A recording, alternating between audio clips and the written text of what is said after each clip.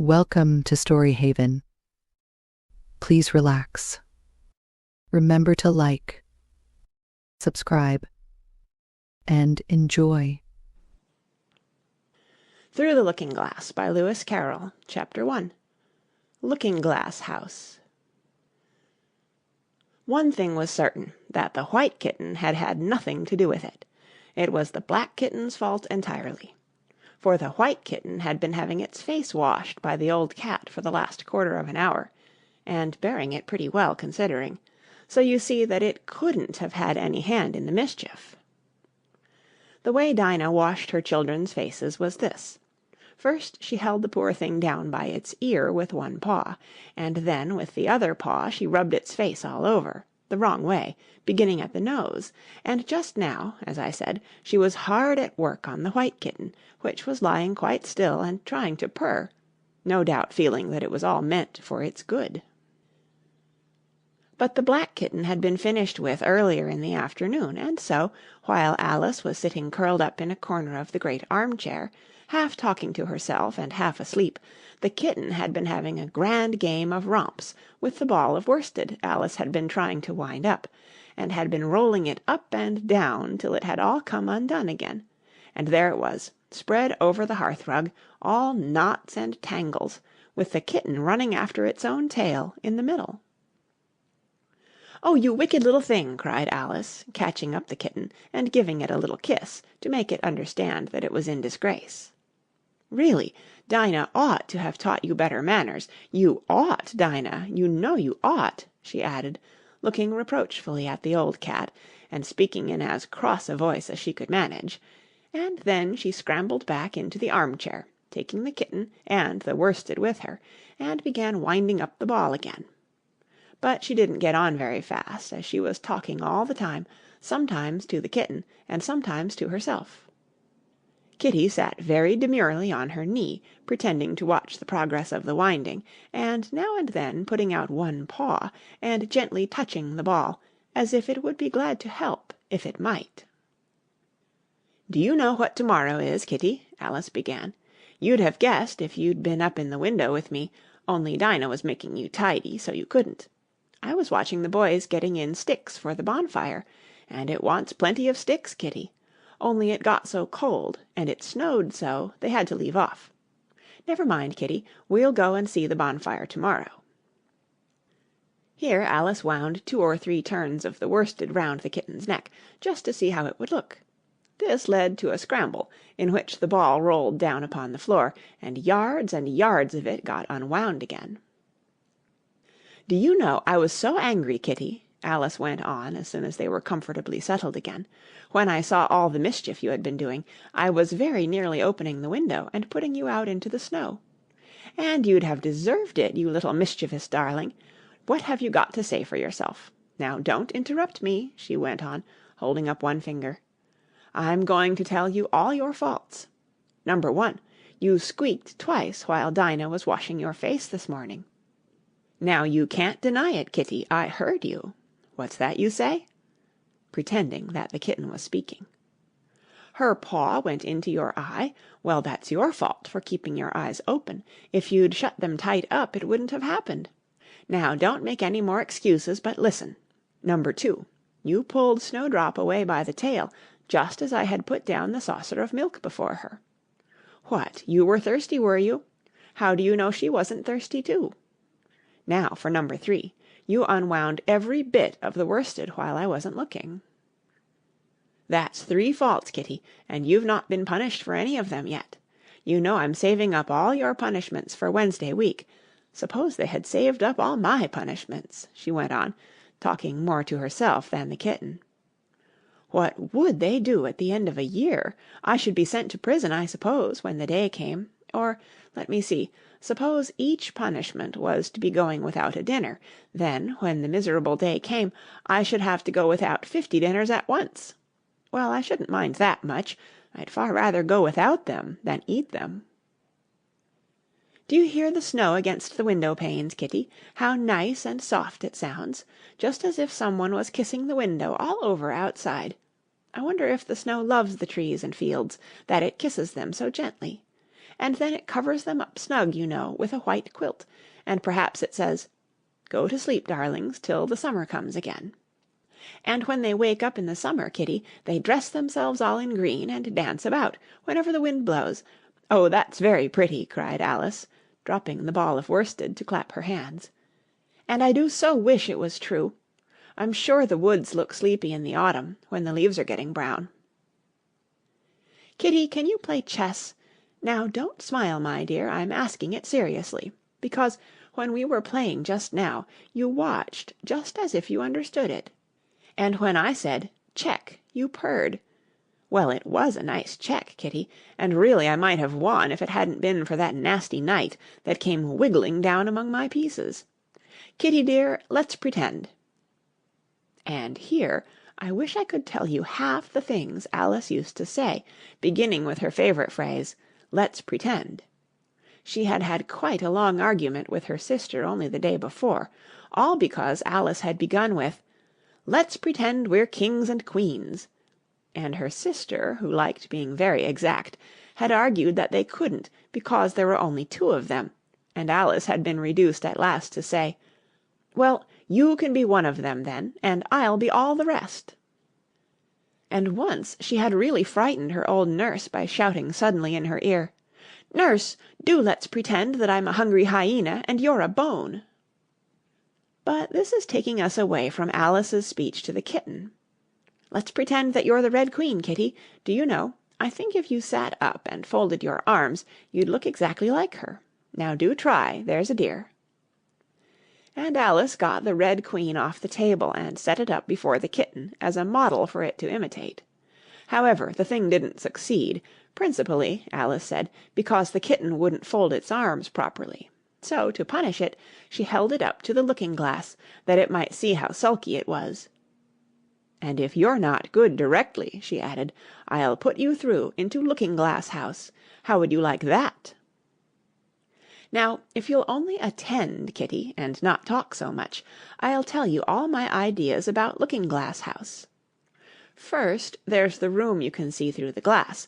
That's just the same as our drawing-room, only the things go the other way. I can see all of it when I get upon a chair, all but the bit behind the fireplace. Oh, I do so wish I could see that bit. I want so much to know whether they've a fire in the winter. You never can tell, you know, unless our fire smokes, and then smoke comes up in that room too, but that may be only pretence, just to make it look as if they had a fire. Well then, the books are something like our books, only the words go the wrong way. I know that, because I've held up one of our books to the glass, and then they hold up one in the other room. How would you like to live in Looking-Glass House, Kitty? I wonder if they'd give you milk in there. Perhaps looking-glass milk isn't good to drink. But, oh, Kitty, now we come to the passage. You can just see a little peep of the passage in Looking-Glass House if you leave the door of our drawing-room wide open, and it's very like our passage as far as you can see, only you know it may be quite different on beyond. Oh, Kitty, how nice it would be if we could only get through into Looking-Glass House. I'm sure it's got, oh, such beautiful things in it. Let's pretend there's a way of getting through into it somehow, Kitty. Let's pretend the glass has got all soft, like gauze, so that we can get through. Why, it's turning into a sort of mist now, I declare. It'll be easy enough to get through." She was up on the chimney-piece while she said this, though she hardly knew how she had got there. And certainly the glass was beginning to melt away, just like a bright silvery mist. In another moment Alice was through the glass, and had jumped lightly down into the looking-glass room. The very first thing she did was to look whether there was a fire in the fireplace, and she was quite pleased to find that there was a real one, blazing away as brightly as the one she had left behind. "So I shall be as warm here as I was in the old room," thought Alice. "Warmer, in fact, because there'll be no one here to scold me away from the fire. Oh, what fun it'll be when they see me through the glass in here and can't get at me!" Then she began looking about, and noticed that what could be seen from the old room was quite common and uninteresting, but that all the rest was as different as possible. For instance, the pictures on the wall next the fire seemed to be all alive, and the very clock on the chimney-piece you know you can only see the back of it in the looking-glass, had got the face of a little old man, and grinned at her. "They don't keep this room so tidy as the other," Alice thought to herself, as she noticed several of the chessmen down in the hearth among the cinders, but in another moment, with a little "Oh!" of surprise, she was down on her hands and knees watching them. The chessmen were walking about, 2 and 2. "Here are the Red King and the Red Queen," Alice said, in a whisper, for fear of frightening them. "And there are the White King and the White Queen sitting on the edge of the shovel, and here are 2 castles walking arm in arm. I don't think they can hear me," she went on, as she put her head closer down. "And I'm nearly sure they can't see me. I feel somehow as if I were invisible." Here something began squeaking on the table behind Alice, and made her turn her head just in time to see one of the white pawns roll over and begin kicking. She watched it with great curiosity to see what would happen next.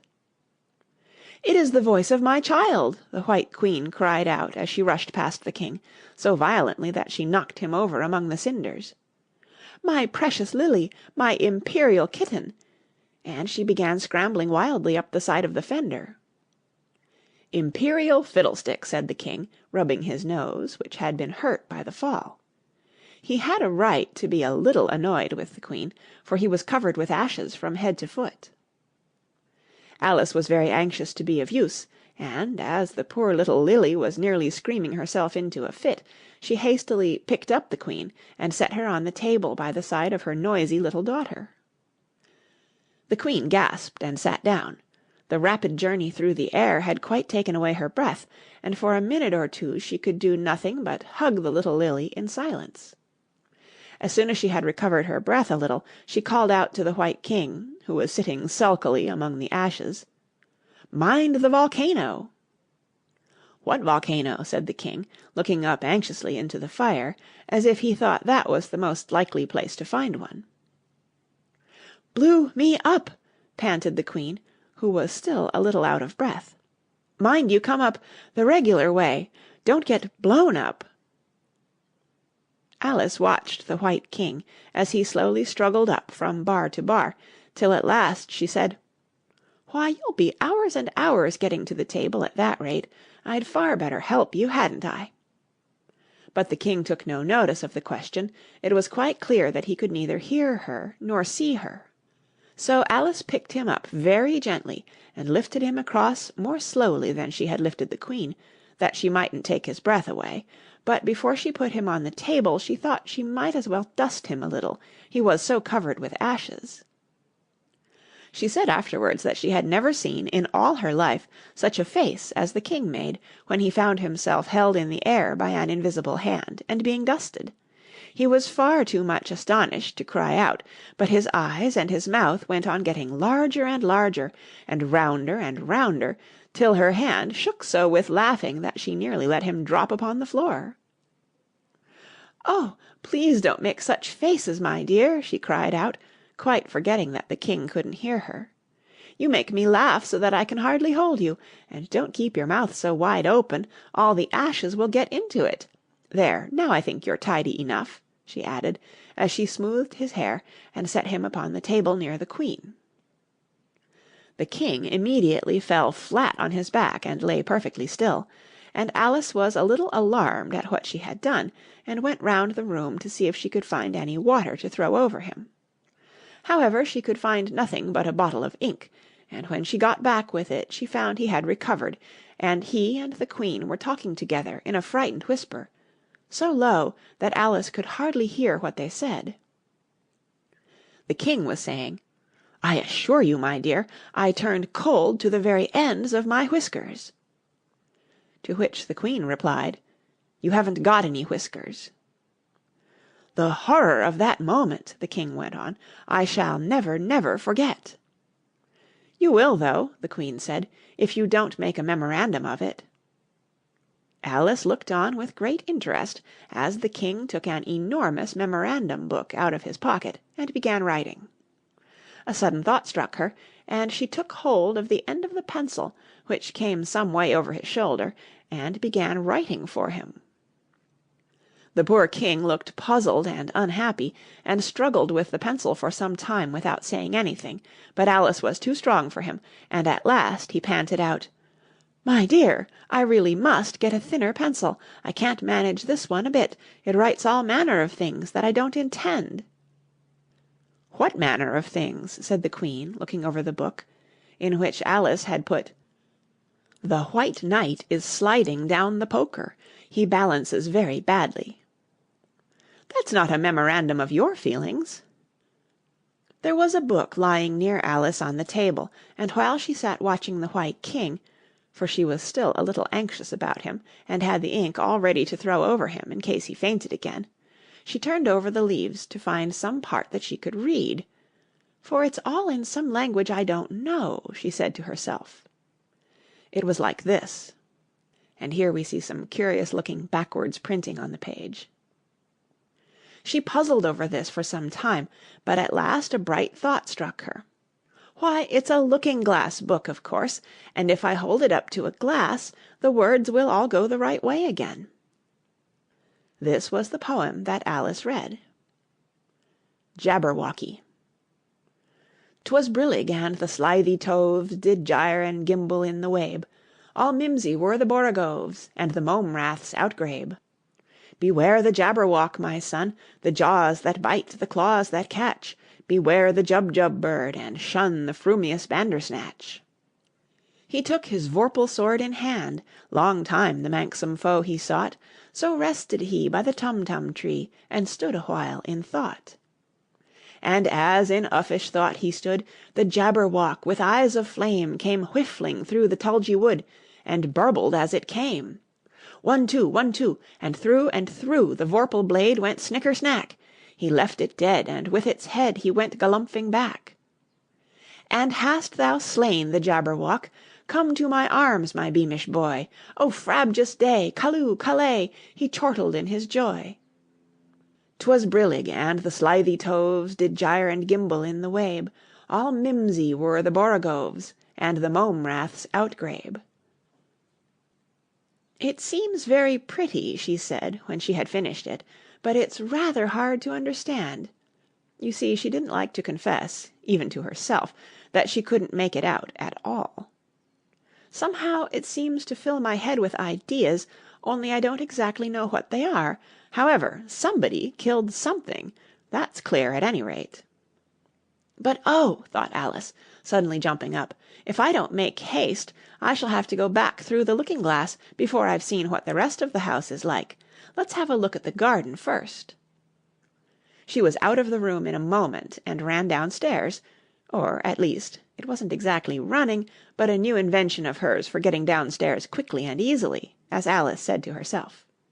She just kept the tips of her fingers on the handrail and floated gently down without even touching the stairs with her feet. Then she floated on through the hall, and would have gone straight out at the door in the same way if she hadn't caught hold of the door-post.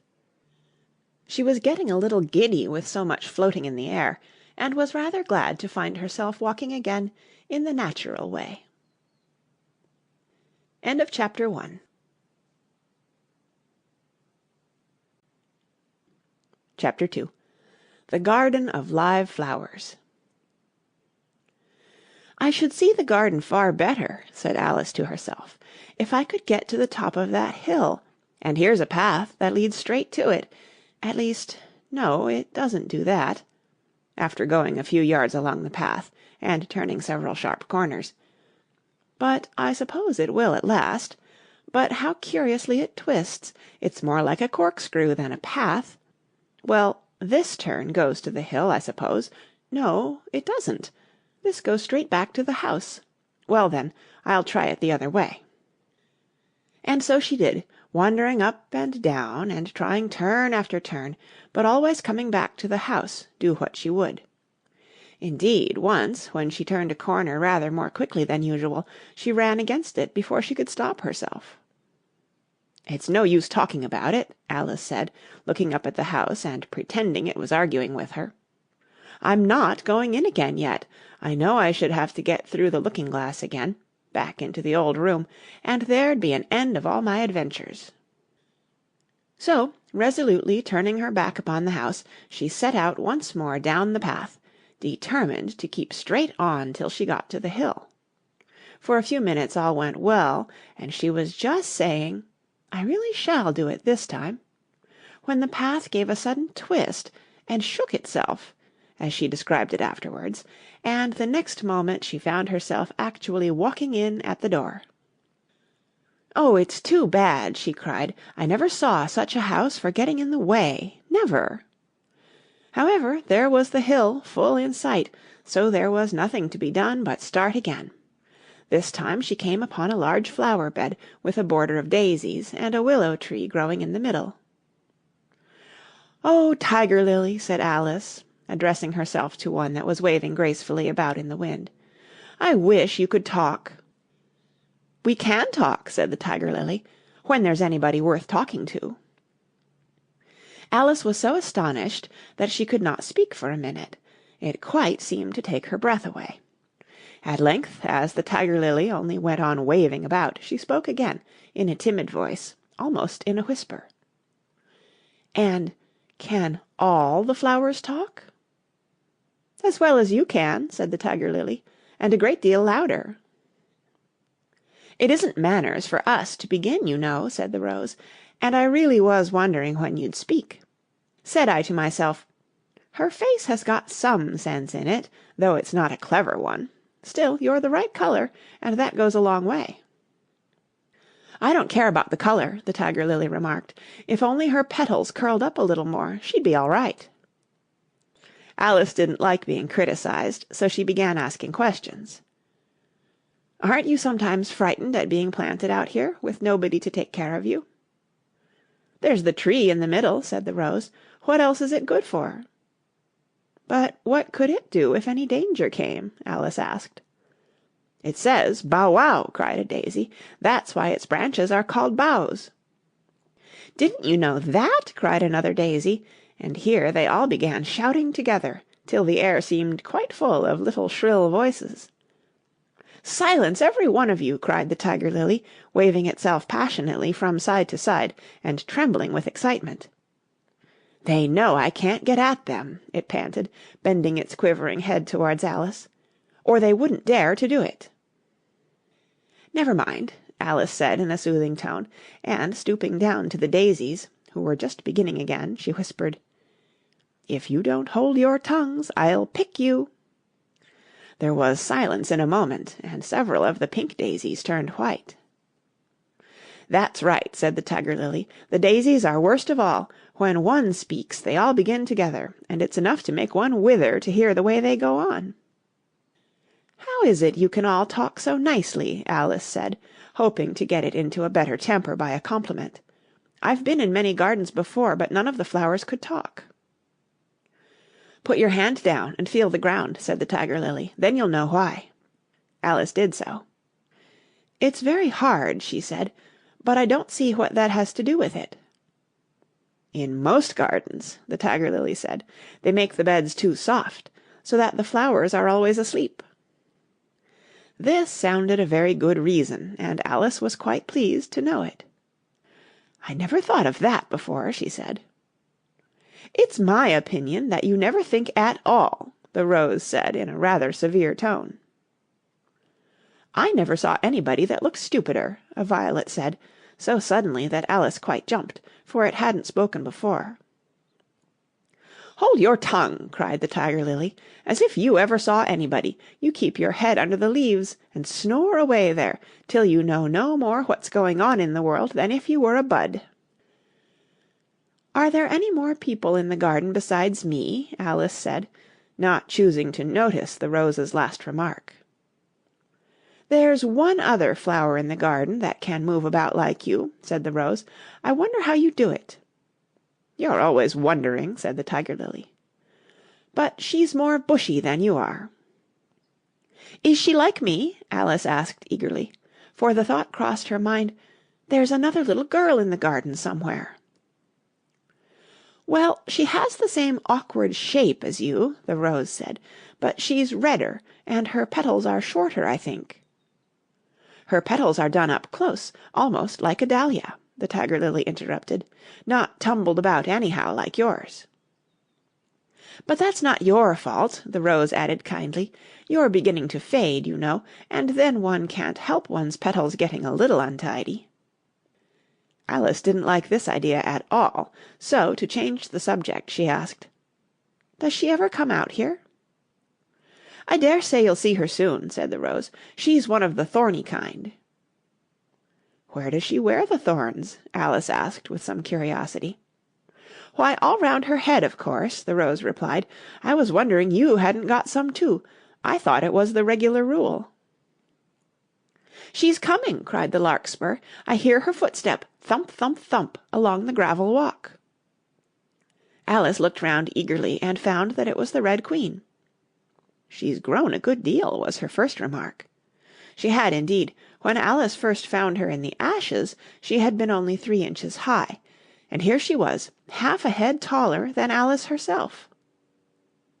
"It's the fresh air that does it," said the Rose. "Wonderfully fine air it is out here."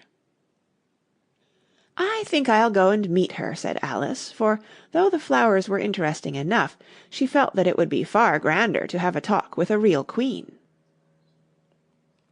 "You can't possibly do that," said the Rose.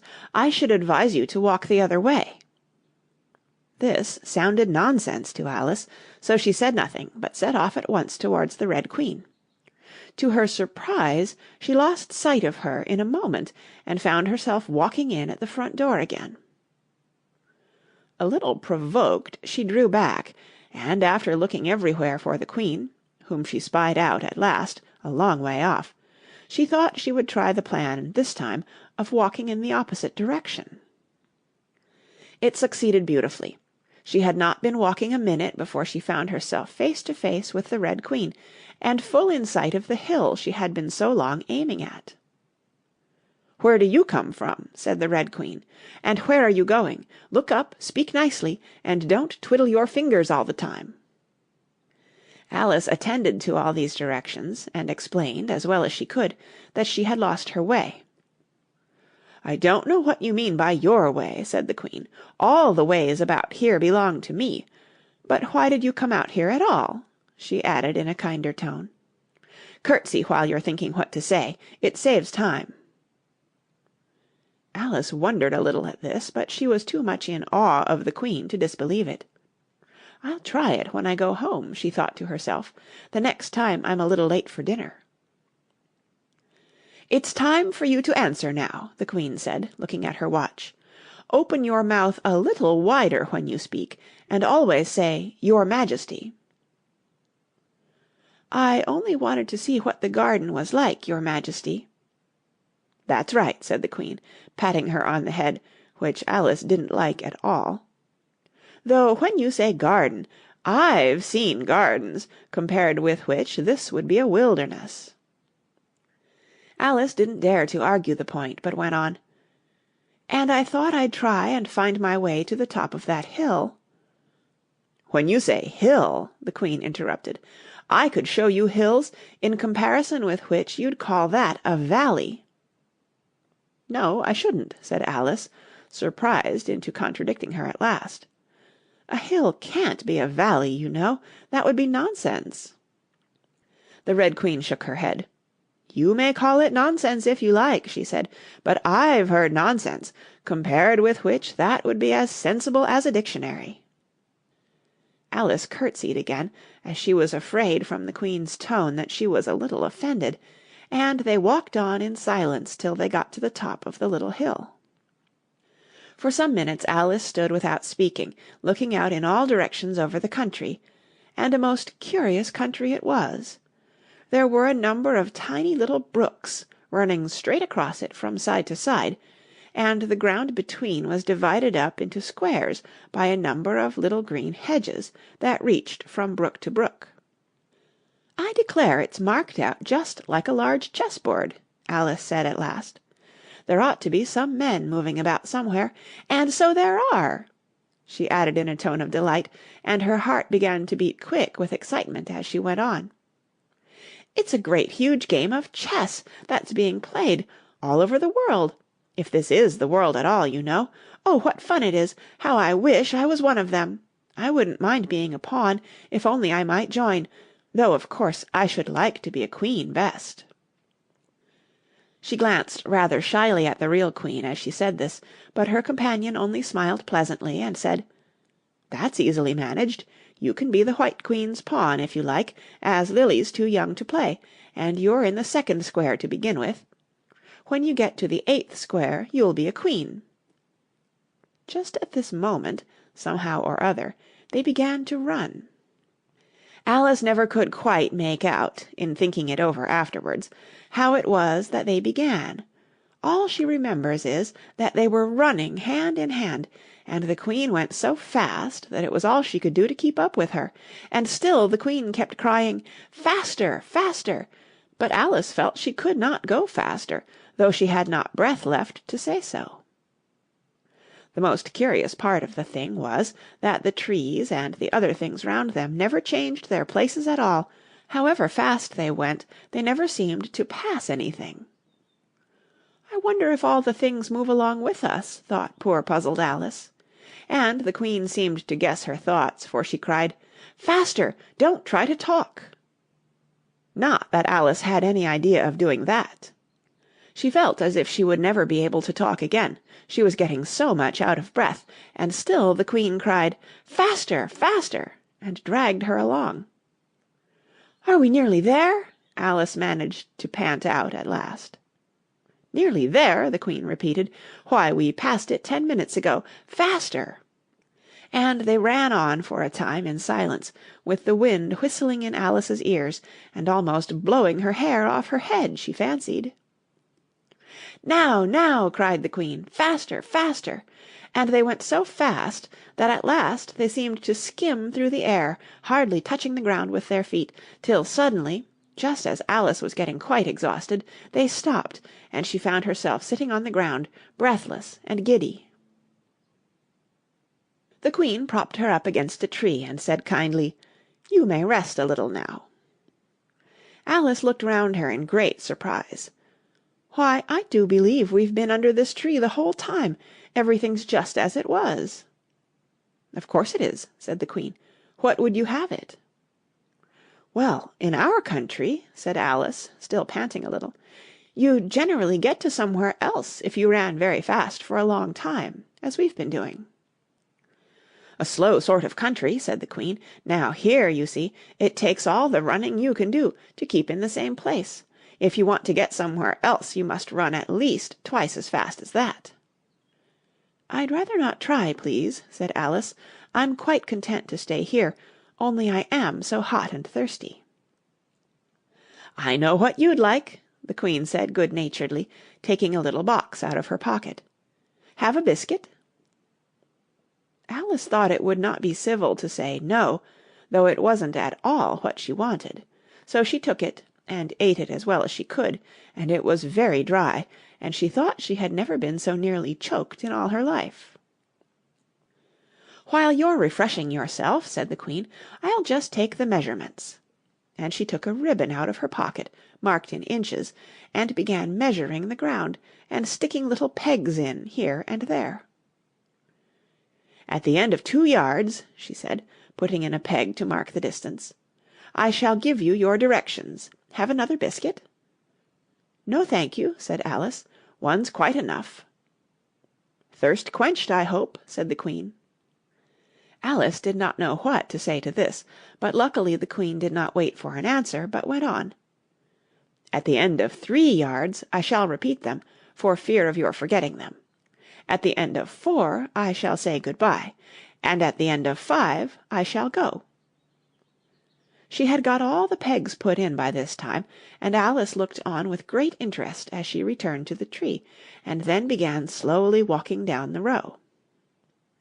At the 2-yard peg she faced round and said, "A pawn goes 2 squares in its first move, you know, so you'll go very quickly through the 3rd square, by railway I should think, and you'll find yourself in the 4th square in no time. Well, that square belongs to Tweedledum and Tweedledee. The 5th is mostly water. The 6th belongs to Humpty Dumpty. But you make no remark?" I didn't know I had to make one just then," Alice faltered out. "You should have said, 'It's extremely kind of you to tell me all this.' However, we'll suppose it said. The 7th square is all forest.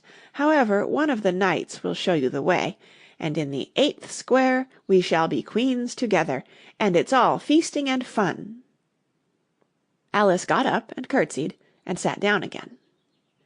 At the next peg the Queen turned again, and this time she said, "Speak in French when you can't think of the English for a thing. Turn out your toes as you walk, and remember who you are." She did not wait for Alice to curtsy this time, but walked on quickly to the next peg, where she turned for a moment to say good-bye, and then hurried on to the last. How it happened Alice never knew, but exactly as she came to the last peg she was gone. Whether she vanished into the air, or whether she ran quickly into the wood, and she can run very fast, thought Alice, there was no way of guessing, but she was gone, and Alice began to remember that she was a pawn, and that it would soon be time for her to move. End of Chapter 2.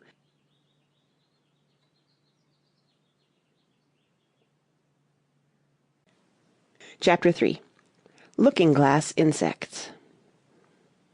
Of course, the first thing to do was to make a grand survey of the country she was going to travel through. It's something very like learning geography, thought Alice, as she stood on tiptoe, in hopes of being able to see a little further. Principal rivers, there are none. Principal mountains, I'm on the only one, but I don't think it's got any name. Principal towns, why, what are those creatures making honey down there? They can't be bees. Nobody ever saw bees a mile off, you know. And for some time she stood silent, watching one of them that was bustling about among the flowers, poking its proboscis into them. Just as if it was a regular bee, thought Alice. However, this was anything but a regular bee. In fact, it was an elephant, as Alice soon found out, though the idea quite took her breath away at first. And what enormous flowers they must be, was her next idea. Something like cottages with the roofs taken off, and stalks put to them, and what quantities of honey they must make. I think I'll go down and... No, I won't just yet, she went on, checking herself just as she was beginning to run down the hill, and trying to find some excuse for turning shy so suddenly. It'll never do to go down among them without a good long branch to brush them away, and what fun it'll be when they ask me how I like my walk. I shall say, "Oh, I like it well enough." Here came the favourite little toss of the head. Only it was so dusty and hot, and the elephants did tease so. "I think I'll go down the other way," she said after a pause, "and perhaps I may visit the elephants later on. Besides, I do so want to get into the 3rd square." So with this excuse she ran down the hill and jumped over the first of the 6 little brooks. "Tickets, please," said the guard, putting his head in at the window. In a moment everybody was holding out a ticket. They were about the same size as the people, and quite seemed to fill the carriage.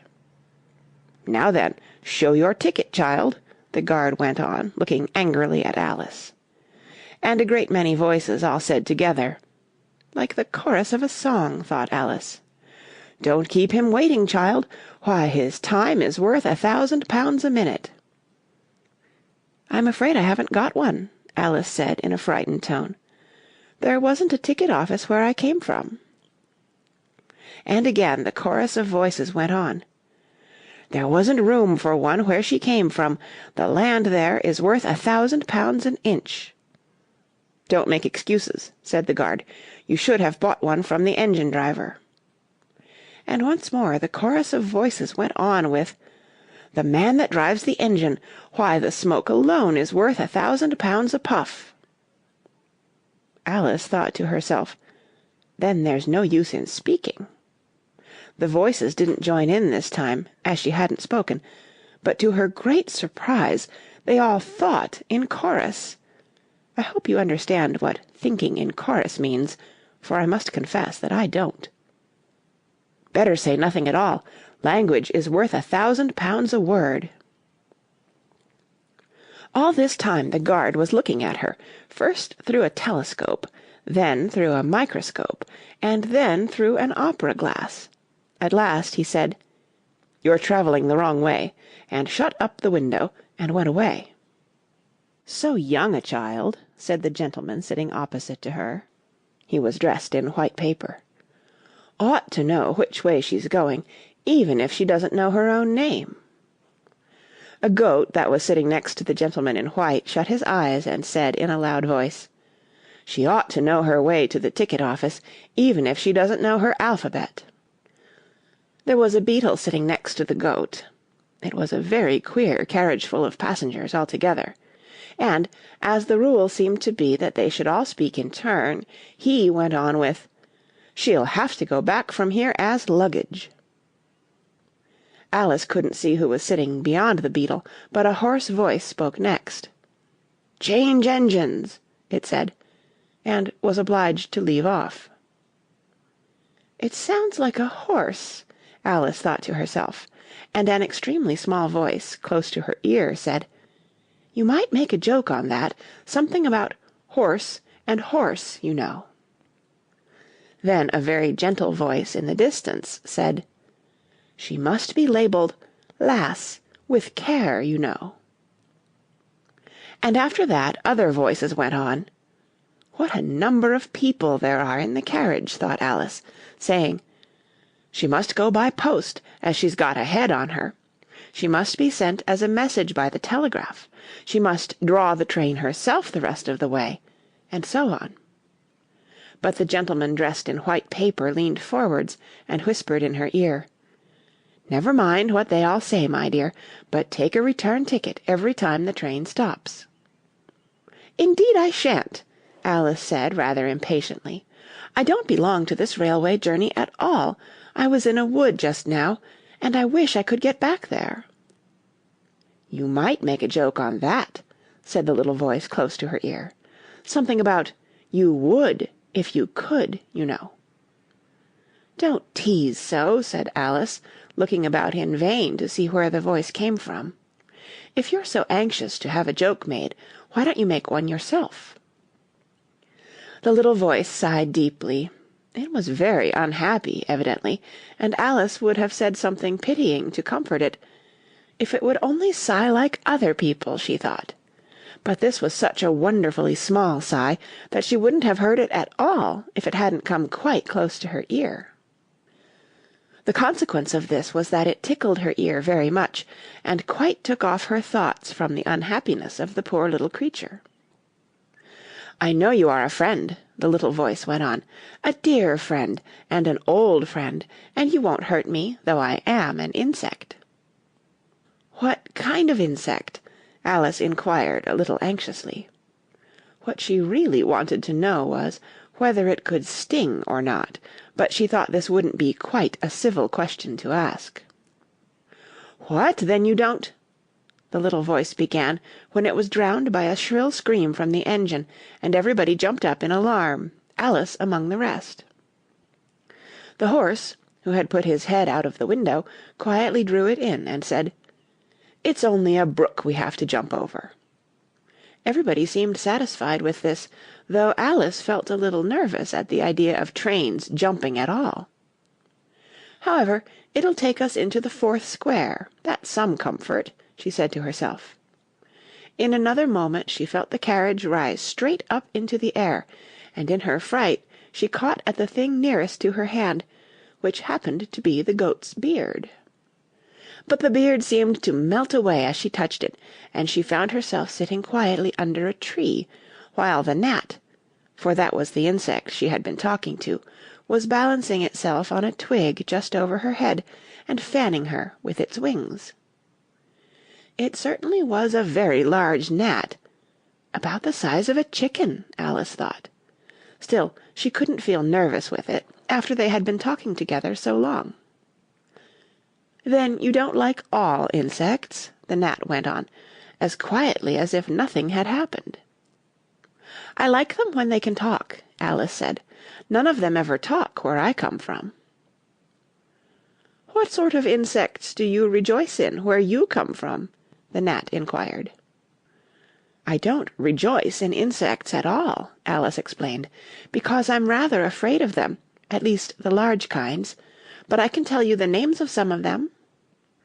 "Of course they answer to their names," the gnat remarked carelessly.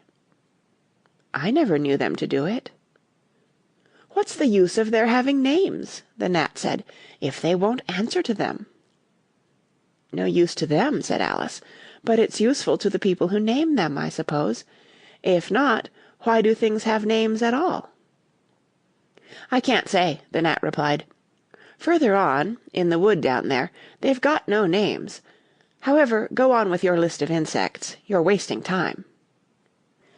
"Well, there's the horsefly," Alice began, counting off the names on her fingers. "All right," said the gnat.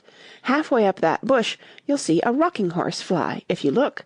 It's made entirely of wood, and gets about by swinging itself from branch to branch." "What does it live on?" Alice asked with great curiosity. "Sap and sawdust," said the gnat. "Go on with the list." Alice looked up at the rocking horse fly with great interest, and made up her mind that it must have been just repainted, it looked so bright and sticky, and then she went on. "And there's the dragon-fly." "Look on the branch above your head," said the gnat, "and there you'll find a snap-dragon-fly. Its body is made of plum-pudding, its wings of holly leaves, and its head is a raisin burning in brandy." "And what does it live on?" "Frumenty and mince-pie," the gnat replied, "and it makes its nest in a Christmas box." "And then there's the butterfly," Alice went on, after she had taken a good look at the insect with its head on fire, and had thought to herself, "I wonder if that's the reason insects are so fond of flying into candles, because they want to turn into snapdragon-flies." "Crawling at your feet," said the gnat. Alice drew her feet back in some alarm. "You may observe a bread and butter fly. Its wings are thin slices of bread and butter, its body is a crust, and its head is a lump of sugar." "And what does it live on?" "Weak tea with cream in it." A new difficulty came into Alice's head. "Supposing it couldn't find any," she suggested. "Then it would die, of course." "But that must happen very often," Alice remarked thoughtfully. "It always happens," said the gnat. After this Alice was silent for a minute or two, pondering. The gnat amused itself meanwhile by humming round and round her head. At last it settled again and remarked, "I suppose you don't want to lose your name." "No, indeed," Alice said, a little anxiously. "And yet I don't know," the gnat went on in a careless tone. "Only think how convenient it would be if you could manage to go home without it. For instance, if the governess wanted to call you to your lessons, she would call out, 'Come here,' and there she would have to leave off, because there wouldn't be any name for her to call, and of course you wouldn't have to go, you know." "That would never do, I'm sure," said Alice. "The governess would never think of excusing me lessons for that. If she couldn't remember my name, she'd call me Miss, as the servants do." "Well, if she said 'Miss' and didn't say anything more," the gnat remarked, "of course you'd miss your lessons. That's a joke. I wish you had made it." "Why do you wish I had made it?" Alice asked. "It's a very bad one." But the gnat only sighed deeply, while two large tears came rolling down its cheeks. "You shouldn't make jokes," Alice said, "if it makes you so unhappy." Then came another of those melancholy little sighs, and this time the poor gnat really seemed to have sighed itself away, for when Alice looked up, there was nothing whatever to be seen on the twig, and, as she was getting quite chilly with sitting still so long, she got up and walked on. She very soon came to an open field, with a wood on the other side of it. It looked much darker than the last wood, and Alice felt a little timid about going into it. However, on second thoughts, she made up her mind to go on. "For I certainly won't go back," she thought to herself, and this was the only way to the 8th square. "This must be the wood," she said thoughtfully to herself, "where things have no names. I wonder what'll become of my name when I go in. I shouldn't like to lose it at all, because they'd have to give me another, and it would be almost certain to be an ugly one. But then the fun would be trying to find the creature that had got my old name. That's just like the advertisements, you know, when people lose dogs. Answers to the name of Dash, had on a brass collar. Just fancy calling everything you met Alice, till one of them answered, only they wouldn't answer at all if they were wise." She was rambling on in this way when she reached the wood. It looked very cool and shady. "Well, at any rate, it's a great comfort," she said, as she stepped under the trees, after being so hot, to get into what?" she went on, rather surprised at not being able to think of the word. "I mean, to get under this, you know," putting her hand on the trunk of the tree. "What does it call itself, I wonder? I do believe it's got no name. Why, to be sure it hasn't." She stood silent for a minute, thinking. Then she suddenly began again. "Then it really has happened after all. And now, who am I? I will remember if I can. I'm determined to do it." But being determined didn't help much, and all she could say, after a great deal of puzzling, was, "L. I know it begins with L." Just then a fawn came wandering by. It looked at Alice with its large, gentle eyes, but didn't seem at all frightened. Here then, Alice said, as she held out her hand and tried to stroke it, but it only started back a little, and then stood looking at her again. "What do you call yourself?" the fawn said at last. Such a soft, sweet voice it had. "I wish I knew," thought poor Alice. She answered rather sadly, "Nothing just now." "Think again," it said. "That won't do." Alice thought, but nothing came of it. "Please, would you tell me what you call yourself?" she said timidly. "I think that might help a little." "I'll tell you, if you'll move a little further on," the fawn said. "I can't remember here." So they walked on together through the wood, Alice with her arms clasped lovingly round the soft neck of the fawn, till they came out into another open field, and here the fawn gave a sudden bound into the air, and shook itself free from Alice's arms. "I'm a fawn!" it cried out in a voice of delight, "and, dear me, you're a human child!" A sudden look of alarm came into its beautiful brown eyes, and in another moment it had darted away at full speed. Alice stood looking after it, almost ready to cry with vexation at having lost her dear little fellow-traveller so suddenly. "However, I know my name now," she said. "That's some comfort. Alice, Alice, I won't forget it again. And now, which of these finger-posts ought I to follow, I wonder?" It was not a very difficult question to answer, as there was only one road through the wood, and the two finger-posts both pointed along it. "I'll settle it," Alice said to herself, "when the road divides, and they point different ways." But this did not seem likely to happen. She went on and on, a long way, but wherever the road divided there were sure to be two finger-posts pointing the same way, one marked "To Tweedledum's house," and the other "To the house of Tweedledee." "I do believe," said Alice at last, "that they live in the same house. I wonder I never thought of that before, but I can't stay there long. I'll just call and say how do you do, and ask them the way out of the wood. If I could only get to the 8th square before it gets dark."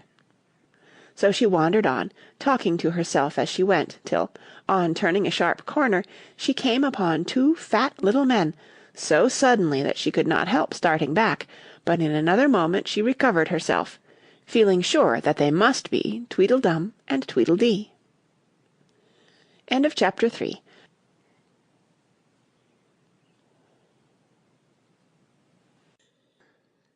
Chapter 4. Tweedledum and Tweedledee. They were standing under a tree, each with an arm round the other's neck, and Alice knew which was which in a moment, because one of them had "Dumb" embroidered on his collar, and the other "Dee." "I suppose they've each got Tweedle round at the back of the collar," she said to herself. They stood so still that she quite forgot they were alive, and she was just looking round to see if the word Tweedle was written at the back of each collar, when she was startled by a voice coming from the one marked Dumb. "If you think we're waxworks," he said, "you ought to pay, you know. Waxworks weren't made to be looked at for nothing, nohow." "Contrariwise," added the one marked D. "If you think we're alive, you ought to speak." "I'm sure I'm very sorry," was all Alice could say, for the words of the old song kept ringing through her head like the ticking of a clock, and she could hardly help saying them out loud.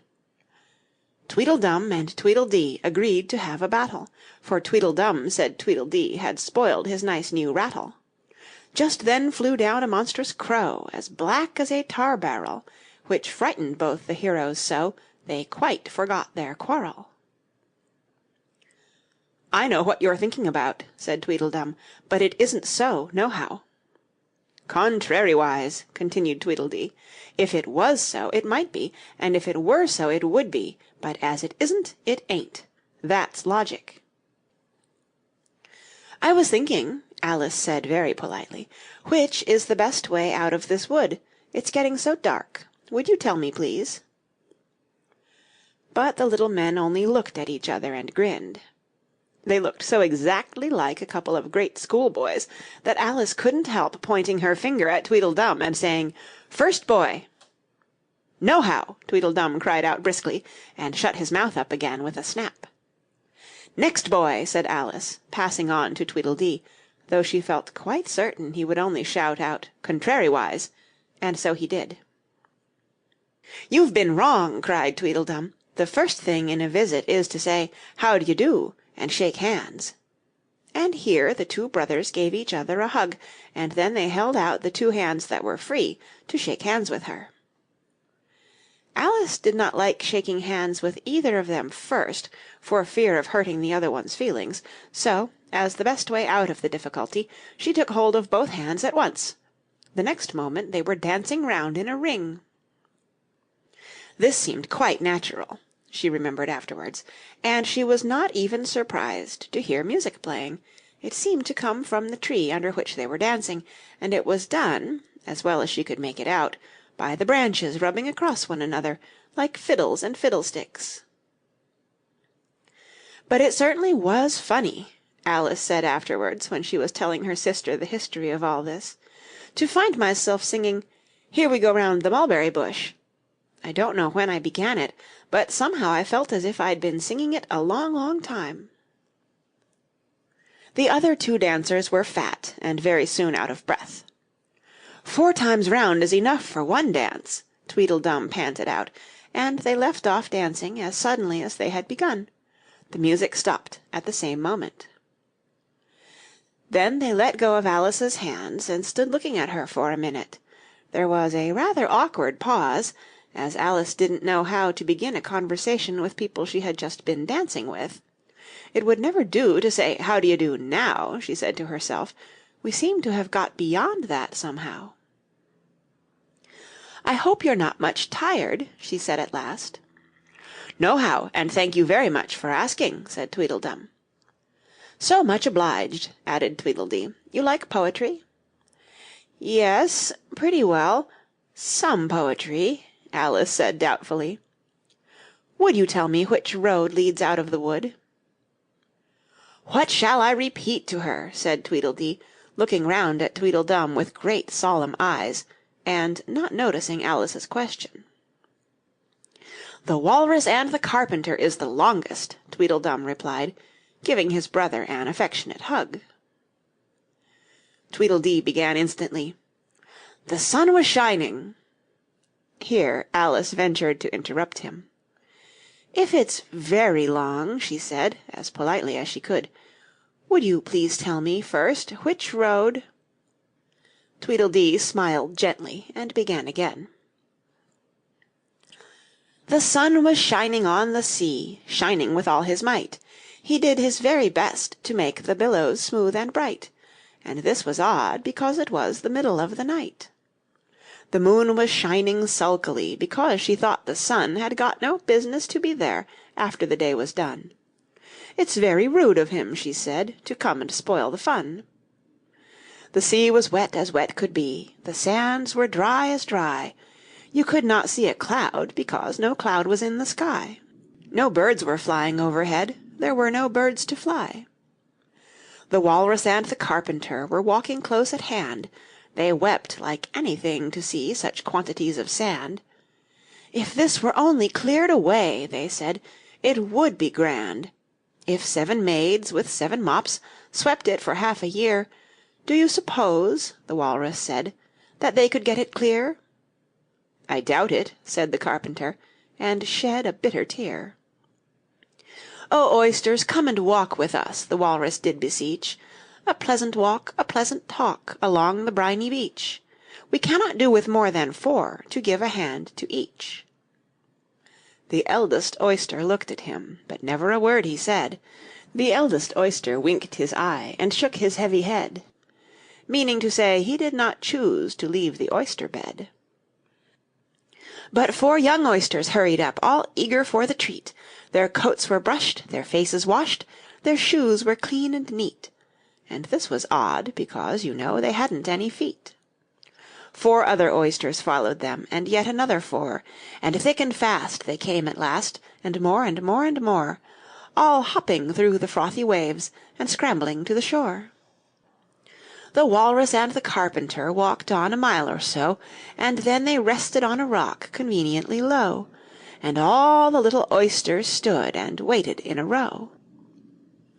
"The time has come," the Walrus said, "to talk of many things, of shoes and ships and sealing wax, of cabbages and kings, and why the sea is boiling hot, and whether pigs have wings." "But wait a bit," the oysters cried, "before we have our chat, for some of us are out of breath, and all of us are fat." "No hurry," said the Carpenter. They thanked him much for that. "A loaf of bread," the Walrus said, "is what we chiefly need. Pepper and vinegar besides are very good indeed. Now, if you're ready, oysters dear, we can begin to feed." "But not on us," the oysters cried, turning a little blue. "After such kindness, that would be a dismal thing to do." "The night is fine," the Walrus said. "Do you admire the view?" "It was so kind of you to come, and you are very nice." The Carpenter said nothing, but "Cut us another slice. I wish you were not quite so deaf, I've had to ask you twice." "It seems a shame," the Walrus said, "to play them such a trick, after we've brought them out so far, and made them trot so quick." The Carpenter said nothing, but "The butter's spread too thick." "I weep for you," the Walrus said, "I deeply sympathize." With sobs and tears he sorted out those of the largest size, holding his pocket-handkerchief before his streaming eyes. "Oh, oysters," said the Carpenter, "you've had a pleasant run. Shall we be trotting home again?" But answer came there none, and that was scarcely odd, because they'd eaten every one. "I like the Walrus best," said Alice, "because you see he was a little sorry for the poor oysters." "He ate more than the Carpenter, though," said Tweedledee. "You see he held his handkerchief in front, so that the Carpenter couldn't count how many he took, contrariwise." "That was mean," Alice said indignantly. "Then I like the Carpenter best, if he didn't eat so many as the Walrus." "But he ate as many as he could get," said Tweedledum. This was a puzzler. After a pause, Alice began, "Well, they were both very unpleasant characters."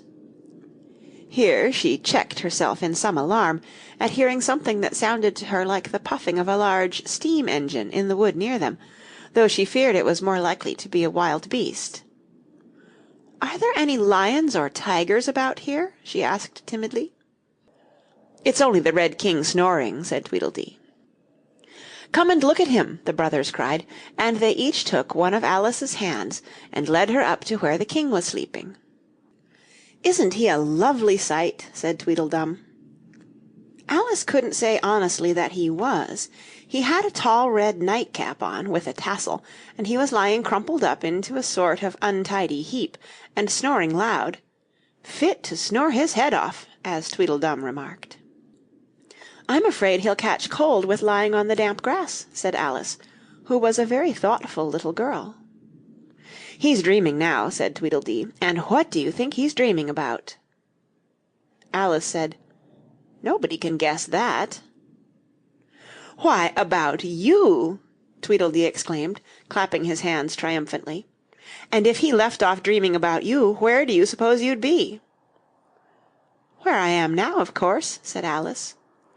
"Not you," Tweedledee retorted contemptuously. "You'd be nowhere. Why, you're only a sort of thing in his dream." "If that there king was to wake," added Tweedledum, "you'd go out, bang, just like a candle."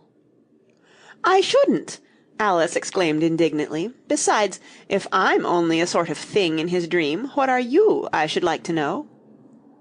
"Ditto," said Tweedledum. "Ditto, ditto," cried Tweedledee.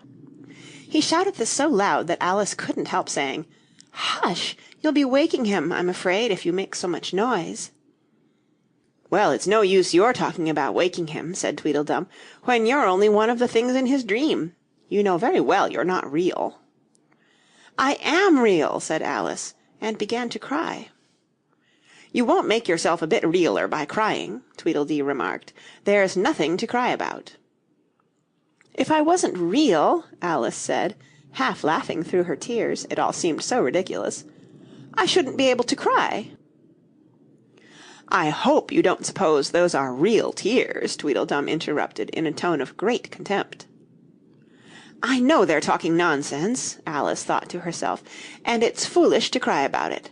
So she brushed away her tears, and went on as cheerfully as she could. "At any rate, I'd better be getting out of the wood, for really it's coming on very dark. Do you think it's going to rain?" Tweedledum spread a large umbrella over himself and his brother, and looked up into it. "No, I don't think it is," he said. "At least, not under here, nohow. But it may rain outside." "It may, if it chooses," said Tweedledee. "We've no objection, contrariwise." "Selfish things," thought Alice, and she was just going to say "good night" and leave them, when Tweedledum sprang out from under the umbrella and seized her by the wrist. "Do you see that?" he said, in a voice choking with passion, and his eyes grew large and yellow all in a moment, as he pointed with a trembling finger at a small white thing lying under the tree. "It's only a rattle," Alice said, after a careful examination of the little white thing. "Not a rattlesnake, you know," she added hastily, thinking that he was frightened. "Only an old rattle, quite old and broken." "I knew it was!" cried Tweedledum, beginning to stamp about wildly and tear his hair. "It's spoilt, of course." Here he looked at Tweedledee, who immediately sat down on the ground and tried to hide himself under the umbrella. Alice laid her hand upon his arm, and said in a soothing tone, "You needn't be so angry about an old rattle." "But it isn't old!" Tweedledum cried in a greater fury than ever. "It's new, I tell you. I bought it yesterday. My nice new rattle!" And his voice rose to a perfect scream. All this time Tweedledee was trying his best to fold up the umbrella with himself in it, which was such an extraordinary thing to do that it quite took off Alice's attention from the angry brother. But he couldn't quite succeed, and it ended in his rolling over, bundled up in the umbrella, with only his head out, and there he lay, opening and shutting his mouth and his large eyes, looking more like a fish than anything else, Alice thought. "Of course you agree to have a battle," Tweedledum said in a calmer tone. "I suppose so," the other sulkily replied, as he crawled out of the umbrella, "only she must help us to dress up, you know."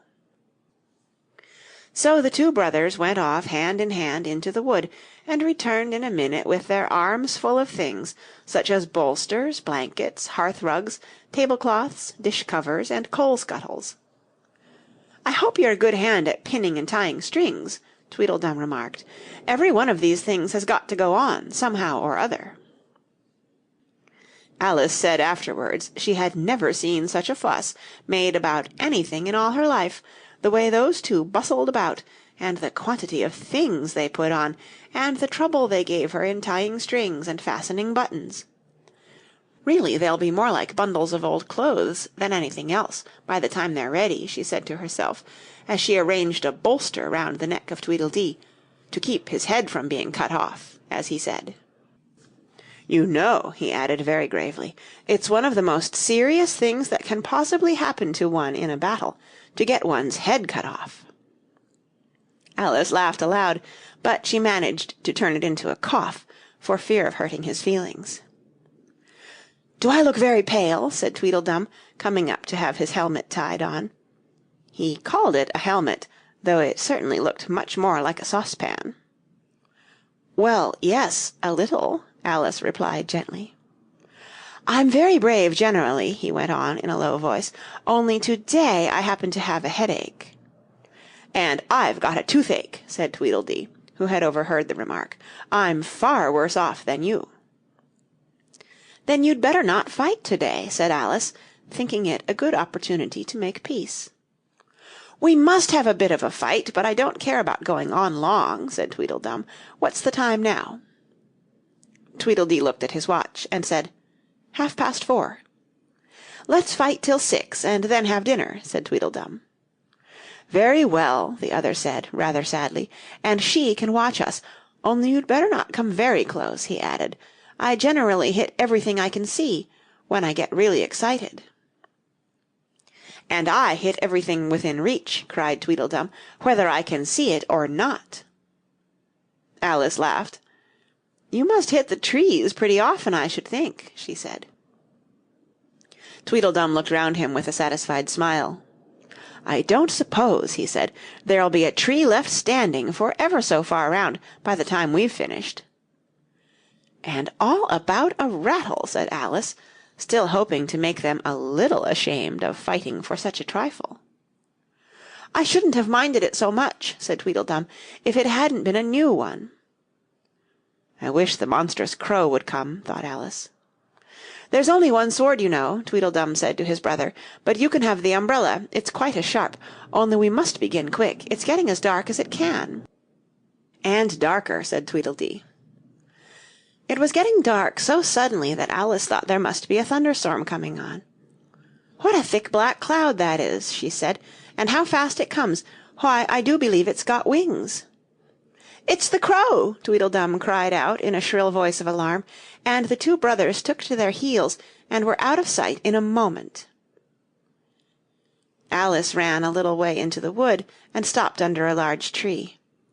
"It can never get at me here," she thought.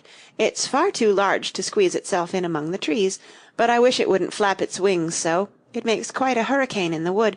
Here's somebody's shawl being blown away." End of chapter 4.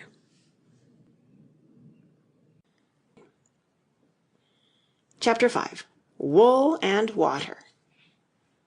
She caught the shawl as she spoke, and looked about for the owner. In another moment the White Queen came running wildly through the wood, with both arms stretched out wide, as if she were flying, and Alice very civilly went to meet her with the shawl. "I'm very glad I happened to be in the way," Alice said, as she helped her to put on her shawl again. The White Queen only looked at her in a helpless, frightened sort of way, and kept repeating something in a whisper to herself that sounded like bread and butter, bread and butter, and Alice felt that if there was to be any conversation at all, she must manage it herself. So she began rather timidly, "Am I addressing the White Queen?" "Well, yes, if you call that addressing," the Queen said. "It isn't my notion of the thing at all." Alice thought it would never do to have an argument at the very beginning of their conversation, so she smiled and said, "If your Majesty will only tell me the right way to begin, I'll do it as well as I can." "But I don't want it done at all," groaned the poor Queen. "I've been addressing myself for the last 2 hours." It would have been all the better, as it seemed to Alice, if she had got someone else to dress her, she was so dreadfully untidy. Every single thing's crooked, Alice thought to herself, and she's all over pins. May I put your shawl straight for you? She added aloud. I don't know what's the matter with it, the Queen said, in a melancholy voice. It's out of temper, I think. I've pinned it here and I've pinned it there, but there's no pleasing it. It can't go straight, you know, if you pin it all on one side, Alice said, as she gently put it right for her. And, dear me, what a state your hair is in. The brush has got entangled in it, the Queen said with a sigh, and I lost the comb yesterday. Alice carefully released the brush and did her best to get the hair into order. Come, you look rather better now, she said, after altering most of the pins, but really you should have a lady's maid. I'm sure I'll take you with pleasure, the Queen said. 2d a week, and jam every other day. Alice couldn't help laughing as she said, I don't want you to hire me, and I don't care for jam. It's very good jam, said the Queen. Well, I don't want any today, at any rate. You couldn't have it if you did want it, the Queen said. The rule is, jam tomorrow and jam yesterday, but never jam today. It must come sometimes to jam today, Alice objected. No, it can't, said the Queen. It's jam every other day. Today isn't any other day, you know. I don't understand you, said Alice. It's dreadfully confusing. That's the effect of living backwards, the Queen said kindly. It always makes one a little giddy at first. Living backwards, Alice repeated in great astonishment. I never heard of such a thing. But there's one great advantage in it, that one's memory works both ways. I'm sure mine only works one way, Alice remarked. I can't remember things before they happen. It's a poor sort of memory that only works backwards, the Queen remarked. What sort of things do you remember best? Alice ventured to ask. Oh, things that happened the week after next, the Queen replied in a careless tone.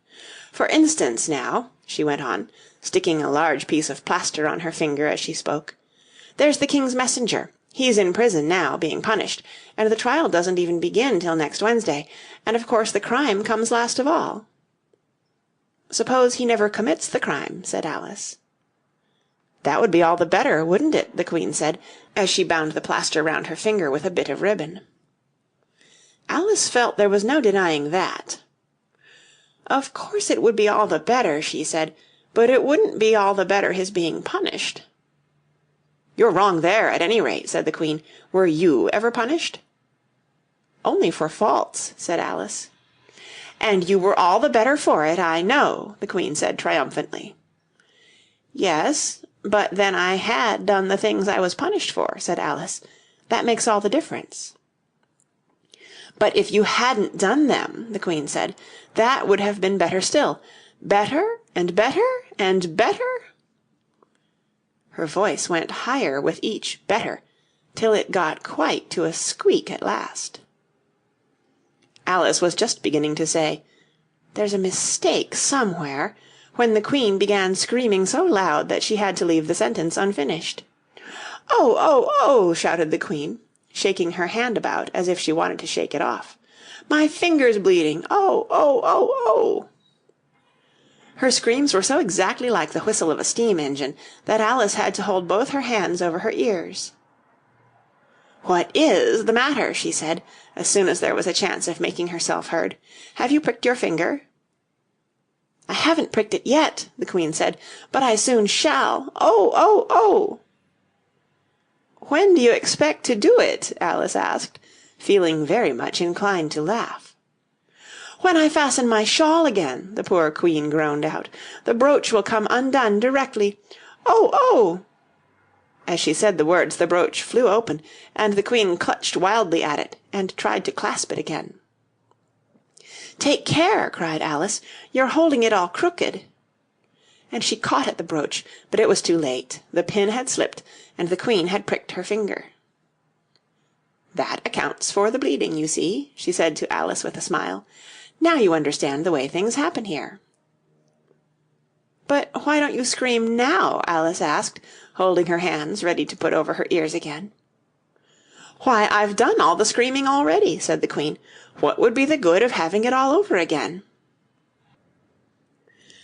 By this time it was getting light.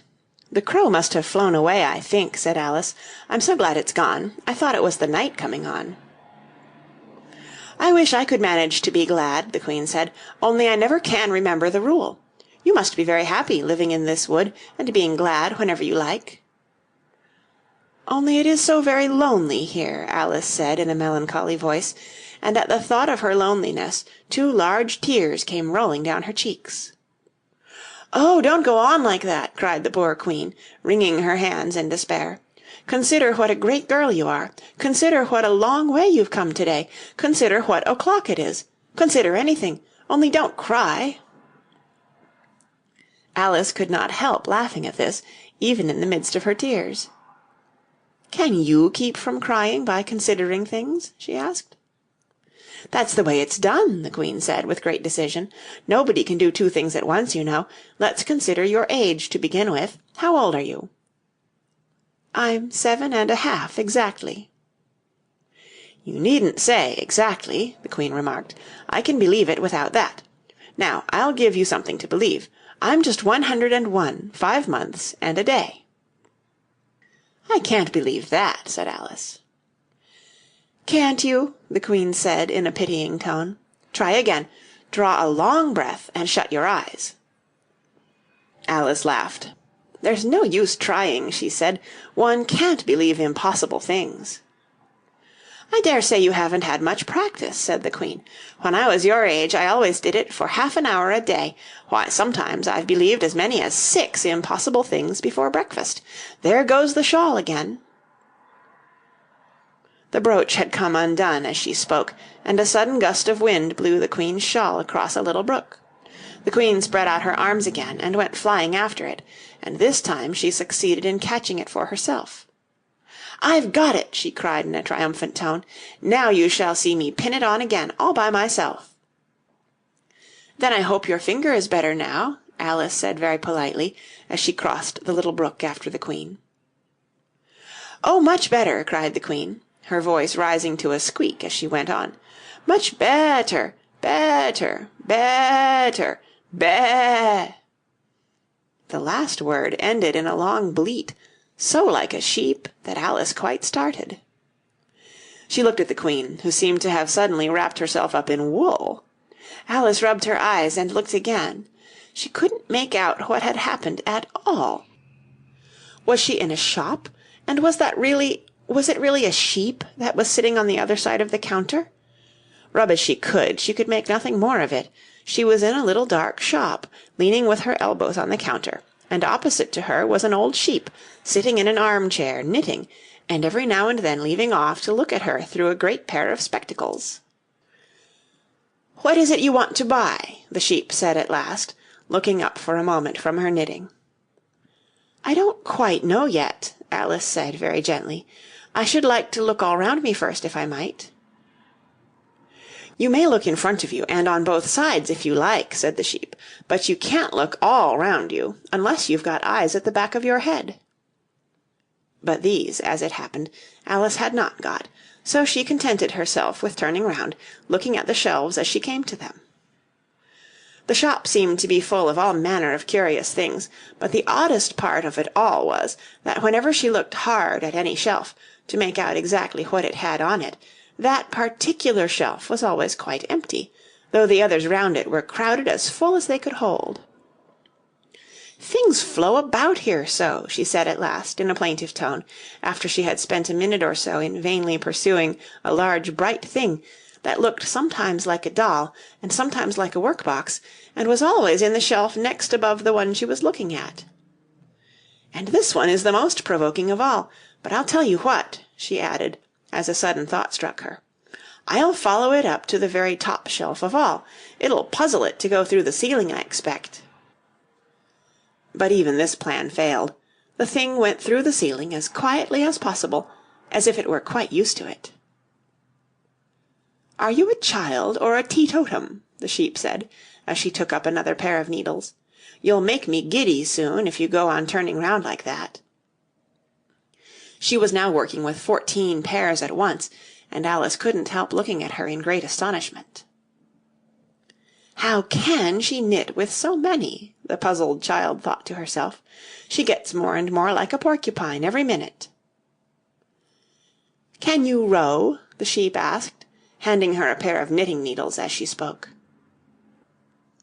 "Yes, a little, but not on land, and not with needles," Alice was beginning to say, when suddenly the needles turned into oars in her hands, and she found they were in a little boat, gliding along between banks, so there was nothing for it but to do her best.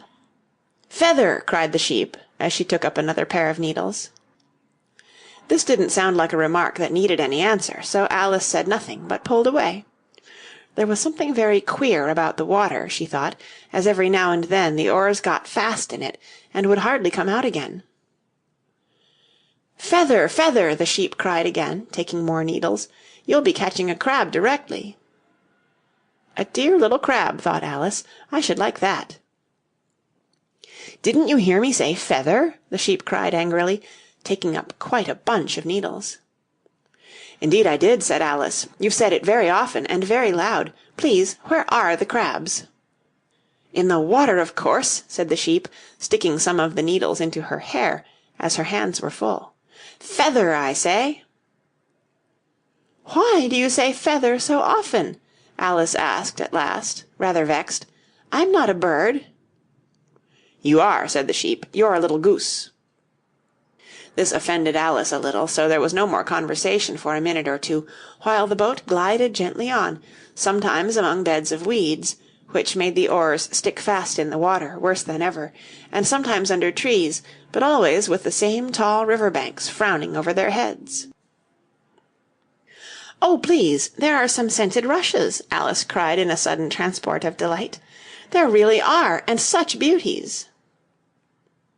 "You needn't say please to me about 'em," the sheep said, without looking up from her knitting. "I didn't put 'em there, and I'm not going to take 'em away." "No, but I meant, please, may we wait and pick some?" Alice pleaded, "if you don't mind stopping the boat for a minute." "How am I to stop it?" said the sheep. "If you leave off rowing, it'll stop of itself." So the boat was left to drift down the stream as it would, till it glided gently in among the waving rushes.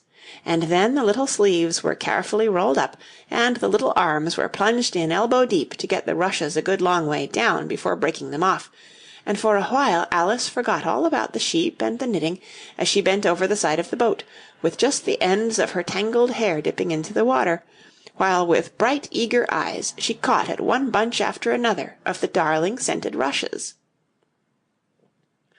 "I only hope the boat won't tipple over," she said to herself. "Oh, what a lovely one! Only I couldn't quite reach it." And it certainly did seem a little provoking. Almost as if it happened on purpose, she thought, that, though she managed to pick plenty of beautiful rushes as the boat glided by, there was always a more lovely one that she couldn't reach.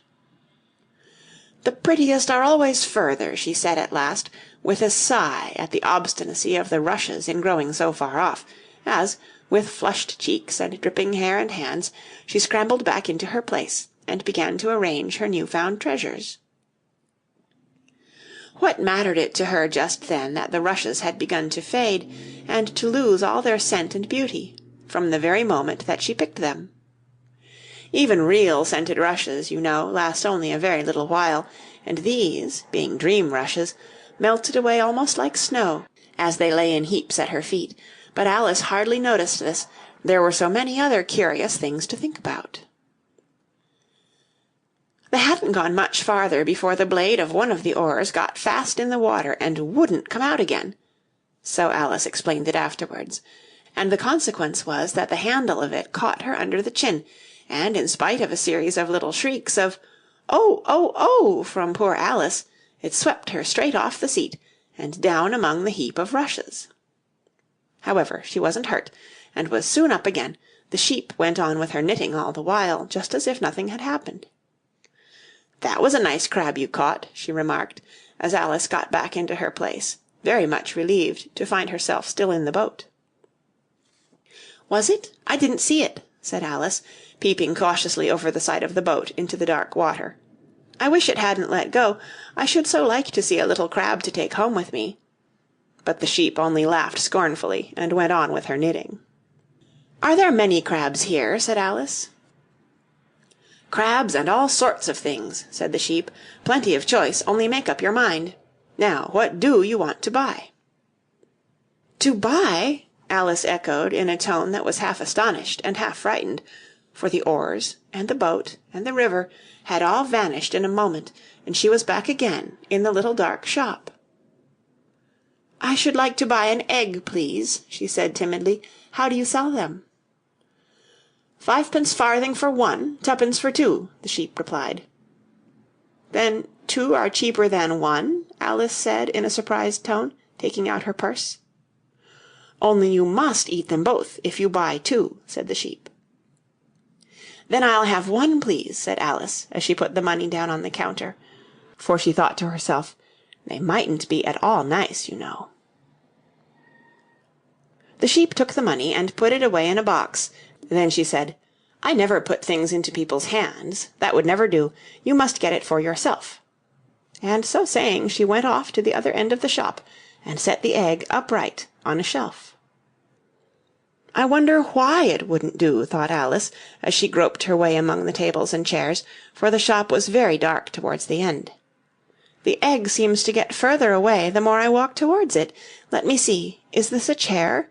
Why, it's got branches, I declare! How very odd to find trees growing here! And actually, here's a little brook. Well, this is the very queerest shop I ever saw." So she went on, wondering more and more at every step, as everything turned into a tree the moment she came up to it, and she quite expected the egg to do the same. End of chapter 5.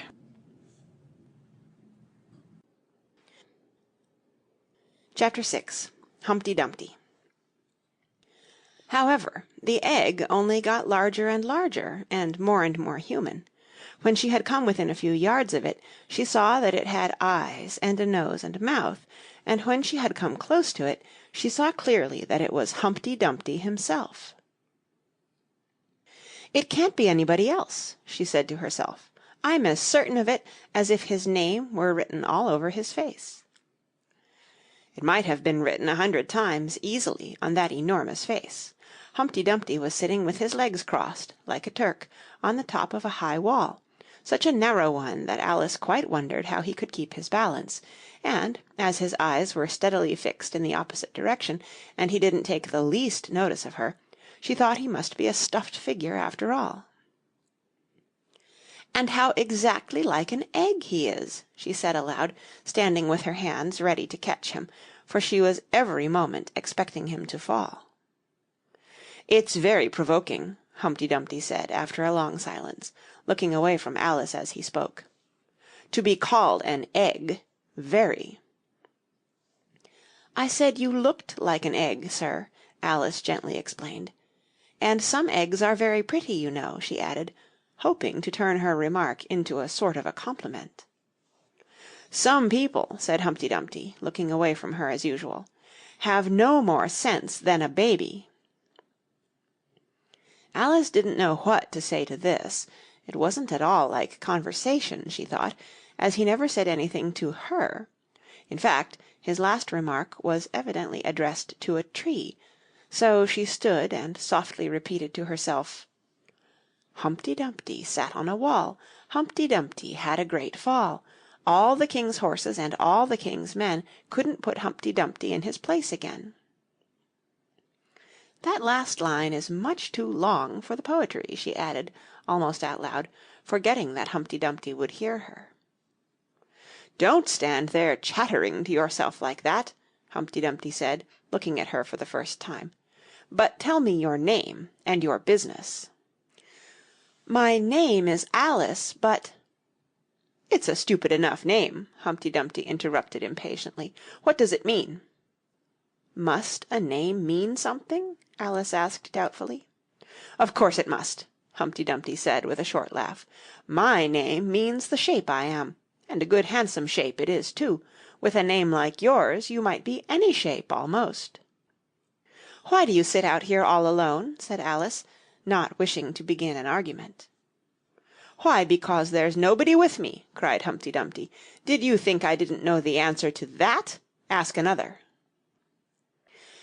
"Don't you think you'd be safer down on the ground?" Alice went on, not with any idea of making another riddle, but simply in her good-natured anxiety for the queer creature. "That wall is so very narrow." "What tremendously easy riddles you ask!" Humpty Dumpty growled out. "Of course I don't think so. Why, if ever I did fall off, which there's no chance of, but if I did—" Here he pursed his lips, and looked so solemn and grand that Alice could hardly help laughing. "If I did fall," he went on, "the king has promised me with his very own mouth to send all his horses and all his men," Alice interrupted, rather unwisely. "Now I declare that's too bad," Humpty Dumpty cried, breaking into a sudden passion.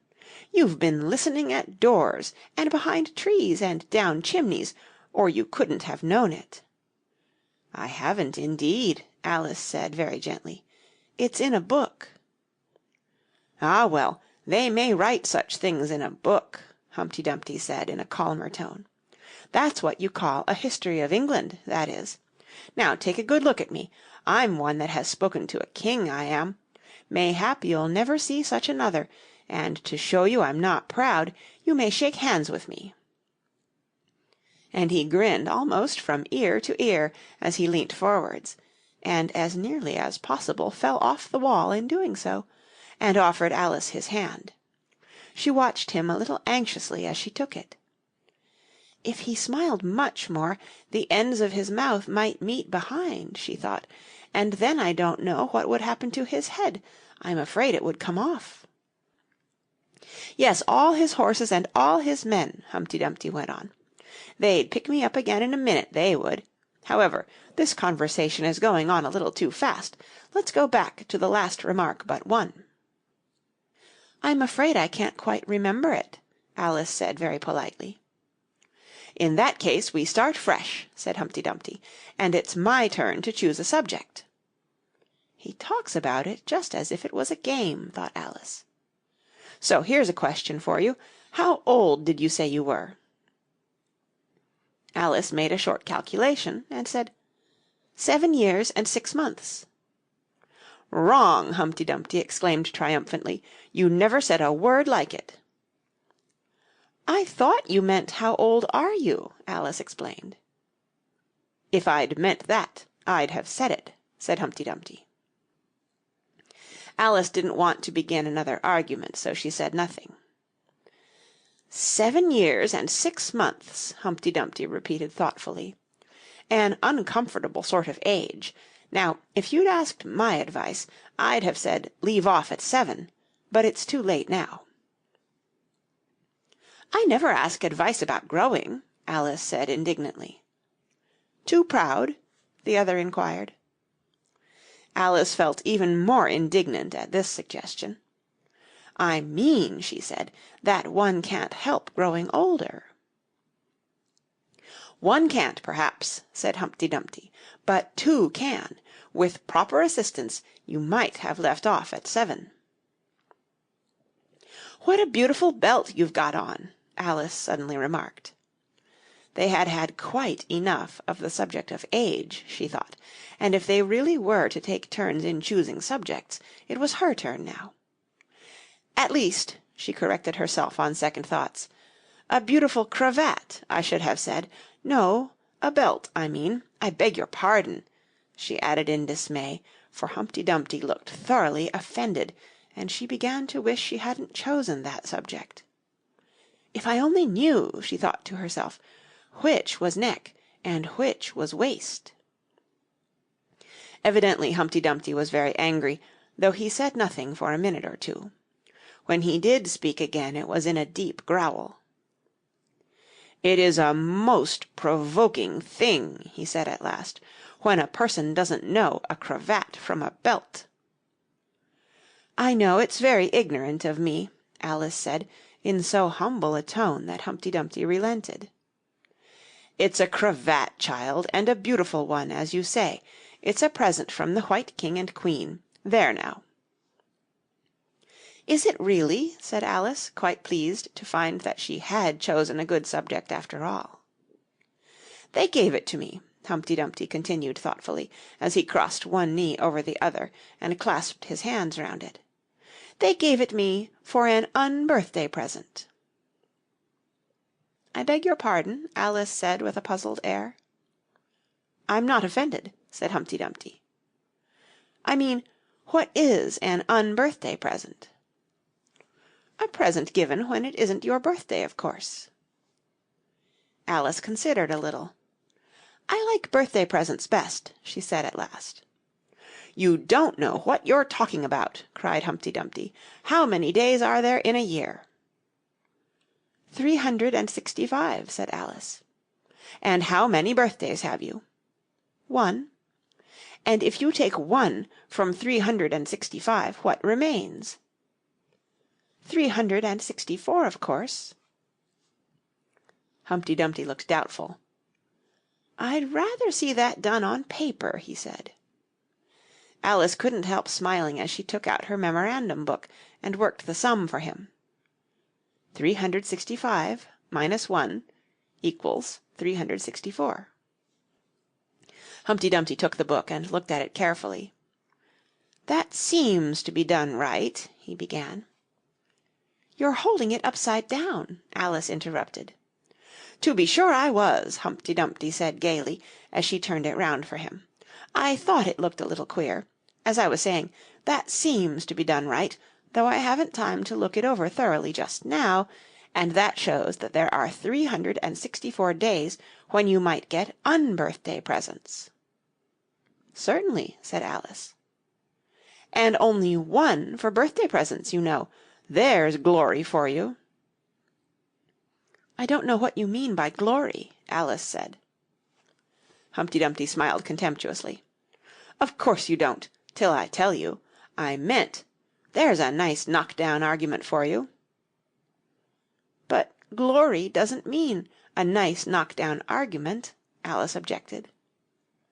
"When I use a word," Humpty Dumpty said in rather a scornful tone, "it means just what I choose it to mean, neither more nor less." "The question is," said Alice, "whether you can make words mean so many different things." "The question is," said Humpty Dumpty, "which is to be master, that's all." Alice was too much puzzled to say anything, so after a minute Humpty Dumpty began again.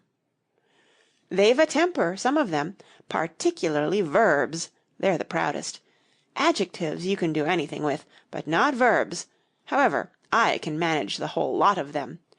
Impenetrability, that's what I say." "Would you tell me, please," said Alice, "what that means?" "Now you talk like a reasonable child," said Humpty Dumpty, looking very much pleased. "I meant by impenetrability that we've had enough of that subject, and it would be just as well if you'd mention what you mean to do next, as I suppose you don't mean to stop here all the rest of your life." "That's a great deal to make one word mean," Alice said in a thoughtful tone. "When I make a word do a lot of work like that," said Humpty Dumpty, "I always pay it extra." "Oh," said Alice. She was too much puzzled to make any other remark. "Ah, you should see 'em come round me of a Saturday night," Humpty Dumpty went on, wagging his head gravely from side to side. "For to get their wages, you know." Alice didn't venture to ask what he paid them with, and so you see I can't tell you. "You seem very clever at explaining words, sir," said Alice. "Would you kindly tell me the meaning of the poem called Jabberwocky?" "Let's hear it," said Humpty Dumpty. "I can explain all the poems that were ever invented, and a good many that haven't been invented just yet." This sounded very hopeful, so Alice repeated the first verse. "'Twas brillig, and the slithy toves did gyre and gimble in the wabe. All mimsy were the borogoves, and the mome raths outgrabe." "That's enough to begin with," Humpty Dumpty interrupted. "There are plenty of hard words there. Brillig, means 4 o'clock in the afternoon, the time when you begin broiling things for dinner." "That'll do very well," said Alice. "And slithy?" "Well, slithy means lithe and slimy. Lithe is the same as active. You see, it's like a portmanteau. There are 2 meanings packed up into one word." "I see it now," Alice remarked thoughtfully.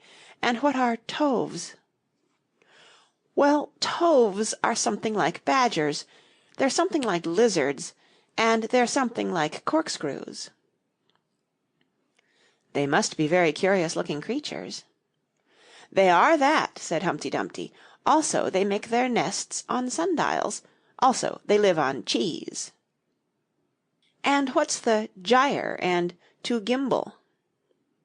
"To gyre is to go round and round like a gyroscope. To gimble is to make holes like a gimlet." "And the wabe is the grass plot round a sundial, I suppose," said Alice, surprised at her own ingenuity.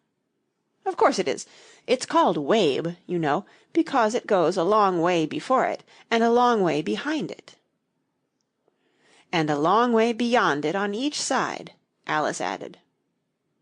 "Exactly so. Well, then, mimsy is flimsy and miserable. There's another portmanteau for you. And borogove is a thin, shabby-looking bird, with its feathers sticking out all round, something like a live mop." "And then mome raths?" said Alice. "I'm afraid I'm giving you a great deal of trouble." "Well, a rath is a sort of green pig, but mome I'm not certain about. I think it's short for from home, meaning that they'd lost their way, you know." "And what does outgrabe mean?" "Well, outgrabing is something between bellowing and whistling, with a kind of sneeze in the middle. However, you'll hear it done, maybe, down in the wood yonder, and when you've once heard it you'll be quite content. Who's been repeating all that hard stuff to you?" "I read it in a book," said Alice, "but I had some poetry repeated to me much easier than that, by Tweedledee, I think it was." "As to poetry, you know," said Humpty Dumpty, stretching out one of his great hands, "I can repeat poetry as well as other folk, if it comes to that." "Oh, it needn't come to that," Alice hastily said, hoping to keep him from beginning. "The piece I'm going to repeat," he went on, without noticing her remark, "was written entirely for your amusement." Alice felt that in that case she really ought to listen to it, so she sat down and said, "Thank you," rather sadly. "In winter when the fields are white, I sing this song for your delight.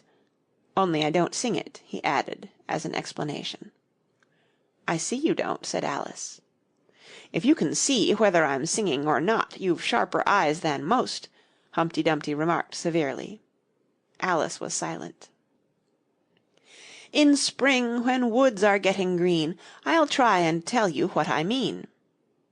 "Thank you very much," said Alice. "In summer, when the days are long, Perhaps you'll understand the song.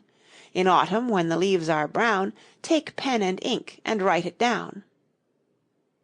"I will, if I can remember it so long," said Alice. "You needn't go on making remarks like that," Humpty Dumpty said. "They're not sensible, and they put me out." "I sent a message to the fish. I told them, this is what I wish. The little fishes of the sea, they sent an answer back to me. The little fishes' answer was, 'We cannot do it, sir, because—'" "I'm afraid I don't quite understand," said Alice. "It gets easier further on," Humpty Dumpty replied. "I sent to them again to say It will be better to obey. The fishes answered with a grin, 'Why, what a temper you are in!' I told them once, I told them twice, They would not listen to advice. I took a kettle, large and new, Fit for the deed I had to do. My heart went hop, my heart went thump, I filled the kettle at the pump.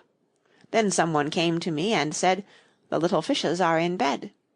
I said to him, I said it plain, 'Then you must wake them up again.' I said it very loud and clear, I went and shouted in his ear." Humpty Dumpty raised his voice almost to a scream as he repeated this verse, and Alice thought with a shudder, "I wouldn't have been the messenger for anything." But he was very stiff and proud. He said you needn't shout so loud, and he was very proud and stiff. He said I'd go and wake them if... I took a corkscrew from the shelf, I went to wake them up myself, and when I found the door was locked, I pulled and pushed and kicked and knocked. And when I found the door was shut, I tried to turn the handle, but... There was a long pause. "Is that all?" Alice timidly asked. "That's all," said Humpty Dumpty. "Good-bye." This was rather sudden, Alice thought, but after such a very strong hint that she ought to be going, she felt that it would hardly be civil to stay. So she got up and held out her hand. "Good-bye till we meet again," she said as cheerfully as she could. "I shouldn't know you again if we did meet," Humpty Dumpty replied in a discontented tone, giving her one of his fingers to shake. "You're so exactly like other people." "The face is what one goes by generally," Alice remarked in a thoughtful tone. "That's just what I complain of," said Humpty Dumpty. "Your face is the same as everybody has. The two eyes so," marking their places in the air with his thumb. "Nose in the middle, mouth under. It's always the same. Now, if you had the two eyes on the same side of the nose, for instance, or the mouth at the top, that would be some help." "It wouldn't look nice," Alice objected, but Humpty Dumpty only shut his eyes and said, "Wait till you've tried." Alice waited a minute to see if he would speak again, but as he never opened his eyes or took any further notice of her, she said, "Good-bye," once more, and, getting no answer to this, she quietly walked away, but she couldn't help saying to herself as she went, "Of all the unsatisfactory—" She repeated this aloud, as it was a great comfort to have such a long word to say. "Of all the unsatisfactory people I ever met." She never finished the sentence, for at this moment a heavy crash shook the forest from end to end. End of chapter 6. Chapter 7. The Lion and the Unicorn. The next moment soldiers came running through the wood, at first in 2s and 3s, then 10 or 20 together, and at last in such crowds that they seemed to fill the whole forest. Alice got behind a tree, for fear of being run over, and watched them go by. She thought that in all her life she had never seen soldiers so uncertain on their feet. They were always tripping over something or other, and whenever one went down, several more always fell over him, so that the ground was soon covered with little heaps of men. Then came the horses. Having 4 feet, these managed rather better than the foot soldiers, but even they stumbled now and then, and it seemed to be a regular rule that whenever a horse stumbled, the rider fell off instantly. The confusion got worse every moment, and Alice was very glad to get out of the wood into an open place, where she found the White King seated on the ground, busily writing in his memorandum book. "I've sent them all!" the King cried in a tone of delight on seeing Alice. "Did you happen to meet any soldiers, my dear, as you came through the wood?" "Yes, I did," said Alice. "Several thousand, I should think." 4,207, that's the exact number," the King said, referring to his book. "I couldn't send all the horses, you know, because 2 of them are wanted in the game. And I haven't sent the 2 messengers either. They're both gone to the town. Just look along the road, and tell me if you can see either of them." "I see nobody on the road," said Alice. "I only wish I had such eyes," the King remarked in a fretful tone. "To be able to see nobody, and at that distance too, why, it's as much as I can do to see real people by this light." All this was lost on Alice, who was still looking intently along the road, shading her eyes with one hand. "I see somebody now," she exclaimed at last, "but he's coming very slowly, and what curious attitudes he goes into!" For the messenger kept skipping up and down, and wriggling like an eel as he came along, with his great hands spread out like fans on each side. "Not at all," said the King. He's an Anglo-Saxon messenger, and those are Anglo-Saxon attitudes. He only does them when he's happy. His name is Heya." He pronounced it so as to rhyme with mayor. "I love my love with an H," Alice couldn't help beginning, "because he is happy. I hate him with an H because he is hideous. I fed him with ham sandwiches and hay. His name is Heya, and he lives—" "He lives on the hill," the king remarked simply, without the least idea that he was joining in the game, while Alice was still hesitating for the name of a town beginning with H. "The other messenger's called Hatta. I must have two, you know, to come and go, one to come and one to go." "I beg your pardon?" said Alice. "It isn't respectable to beg," said the king. "I only meant that I didn't understand," said Alice. "Why one to come and one to go?" "Didn't I tell you?" the king repeated impatiently. "I must have two, to fetch and carry, one to fetch and one to carry." At this moment the messenger arrived. He was far too much out of breath to say a word, and could only wave his hands about and make the most fearful faces at the poor king. "This young lady loves you with an H," the king said, introducing Alice in the hope of turning off the messenger's attention from himself, but it was no use. The Anglo-Saxon attitudes only got more extraordinary every moment, while the great eyes rolled wildly from side to side.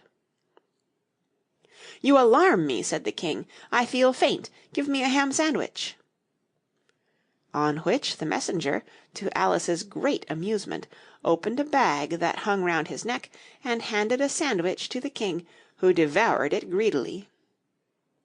"Another sandwich," said the king. "There's nothing but hay left now," the messenger said, peeping into the bag. "Hay, then," the king murmured in a faint whisper. Alice was glad to see that it revived him a good deal. "There is nothing like eating hay when you're faint," he remarked to her, as he munched away. "I should think throwing cold water over you would be better," Alice suggested, "or some sal volatile." "I didn't say there was nothing better," the king replied. "I said there was nothing like it," which Alice did not venture to deny. "Who did you pass on the road?" the king went on, holding out his hand to the messenger for some more hay. "Nobody," said the messenger. "Quite right," said the king. "This young lady saw him too, so of course nobody walks slower than you." "I do my best," the messenger said in a sulky tone. "I'm sure nobody walks much faster than I do." "He can't do that," said the king, "or else he'd have been here first. However, now you've got your breath, you may tell us what's happened in the town." "I'll whisper it," said the messenger, putting his hands to his mouth in the shape of a trumpet, and stooping so as to get close to the king's ear. Alice was sorry for this, as she wanted to hear the news too. However, instead of whispering, he simply shouted at the top of his voice, "They're at it again!" "Do you call that a whisper?" cried the poor king, jumping up and shaking himself. "If you do such a thing again, I'll have you buttered. It went through and through my head like an earthquake." It would have to be a very tiny earthquake, thought Alice. "Who are at it again?" she ventured to ask. "Why, the lion and the unicorn, of course," said the king. "Fighting for the crown?" "Yes, to be sure," said the king, "and the best of the joke is that it's my crown all the while. Let's run and see them." And they trotted off, Alice repeating to herself as she ran the words of the old song. The lion and the unicorn were fighting for the crown. The lion beat the unicorn all round the town. Some gave them white bread, some gave them brown. Some gave them plum cake, and drummed them out of town. "Does the one that wins get the crown?" she asked, as well as she could, for the run was putting her quite out of breath. "Dear me, no," said the king. "What an idea!" "Would you be good enough," Alice panted out, after running a little further, "to stop a minute, just to get one's breath again?" "I'm good enough," the king said, "only I'm not strong enough. You see, a minute goes by so fearfully quick. You might as well try to stop a bandersnatch." Alice had no more breath for talking, so they trotted on in silence till they came in sight of a great crowd, in the middle of which the Lion and Unicorn were fighting. They were in such a cloud of dust that at first Alice could not make out which was which, but she soon managed to distinguish the Unicorn by his horn.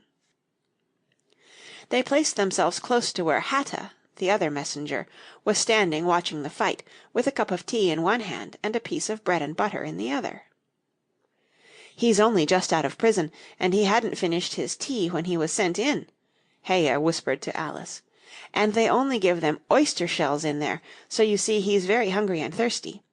How are you, dear child?" he went on, putting his arm affectionately round Hatta's neck. Hatta looked round and nodded, and went on with his bread and butter.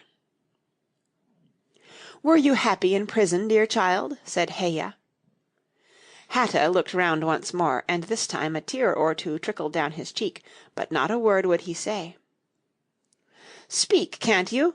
Heya cried impatiently, but Hatta only munched away and drank some more tea. "Speak, won't you?" cried the king. "How are they getting on with the fight?" Hatta made a desperate effort, and swallowed a large piece of bread and butter. "They're getting on very well," he said in a choking voice. "Each of them has been down about 87 times." "Then I suppose they'll soon bring the white bread and the brown," Alice ventured to remark.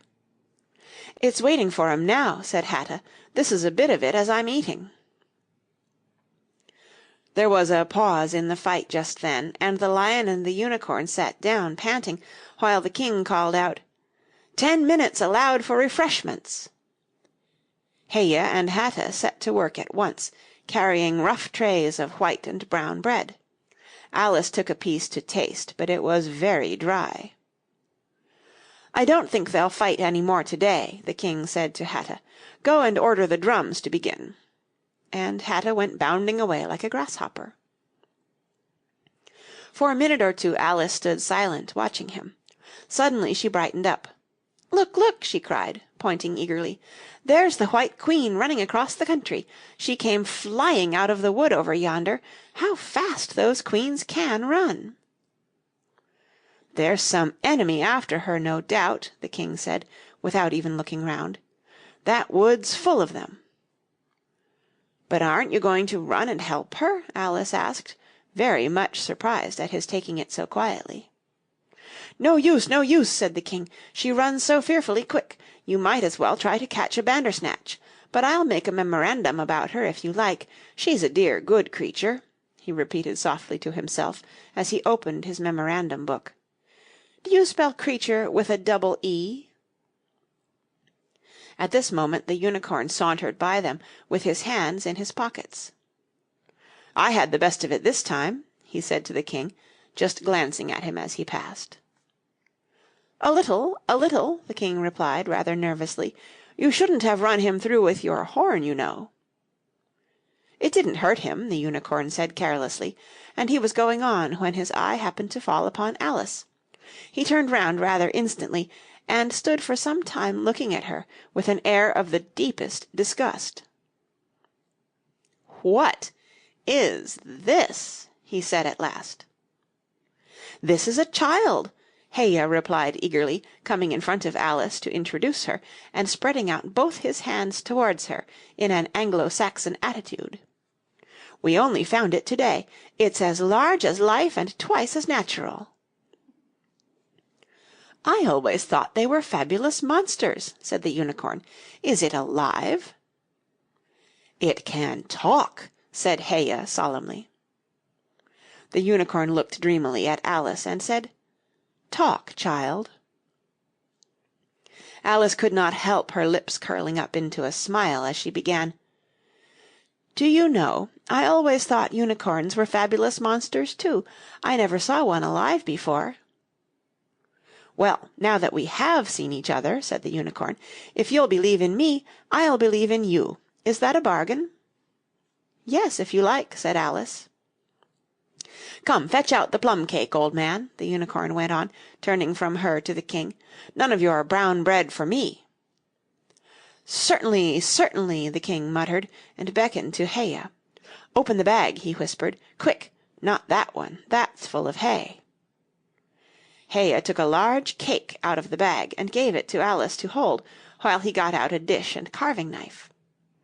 How they all came out of it Alice couldn't guess. It was just like a conjuring trick, she thought. The Lion had joined them while this was going on. He looked very tired and sleepy, and his eyes were half shut. "What's this?" he said, blinking lazily at Alice, and speaking in a deep hollow tone that sounded like the tolling of a great bell. "Ah, what is it now?" the Unicorn cried eagerly. "You'll never guess. I couldn't." The Lion looked at Alice wearily. "Are you animal, vegetable, or mineral?" he said, yawning at every other word. "It's a fabulous monster!" the Unicorn cried out before Alice could reply. "Then hand round the plum cake, monster," the Lion said, lying down and putting his chin on his paws. "And sit down, both of you," to the King and the Unicorn. "Fair play with the cake, you know." The King was evidently very uncomfortable at having to sit down between the two great creatures, but there was no other place for him. "What a fight we might have for the crown now!" the Unicorn said, looking slyly up at the crown, which the poor King was nearly shaking off his head, he trembled so much. "I should win easy," said the Lion. "I'm not so sure of that," said the Unicorn. "Why, I beat you all round the town, you chicken!" the Lion replied angrily, half getting up as he spoke. Here the King interrupted, to prevent the quarrel going on. He was very nervous, and his voice quivered. "All round the town?" he said. "That's a good long way. Did you go by the old bridge or the market-place? You get the best view by the old bridge." "I'm sure I don't know," the Lion growled out as he lay down again. "There was too much dust to see anything. What a time the monster is, cutting up that cake!" Alice had seated herself on the bank of a little brook, with the great dish on her knees, and was sawing away diligently with the knife. "It's very provoking," she said, in reply to the Lion. She was getting quite used to being called the monster. "I've cut several slices already, but they always join on again." "You don't know how to manage looking-glass cakes," the Unicorn remarked. "Hand it round first, and cut it afterwards." This sounded nonsense, but Alice very obediently got up and carried the dish round, and the cake divided itself into 3 pieces as she did so. "Now cut it up," said the Lion, as she returned to her place with the empty dish. "I say, this isn't fair," cried the Unicorn, as Alice sat with the knife in her hand, very much puzzled how to begin. "The monster has given the Lion twice as much as me." "She's kept none for herself, anyhow," said the Lion. "Do you like plum cake, monster?"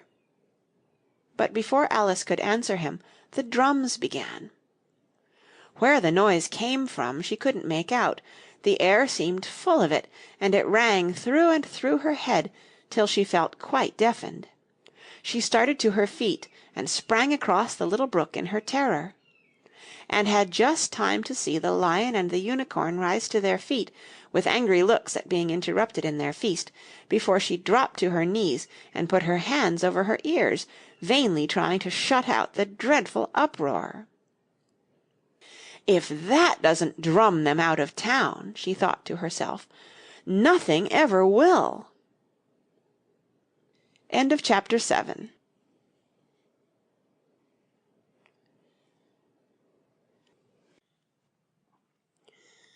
Chapter 8.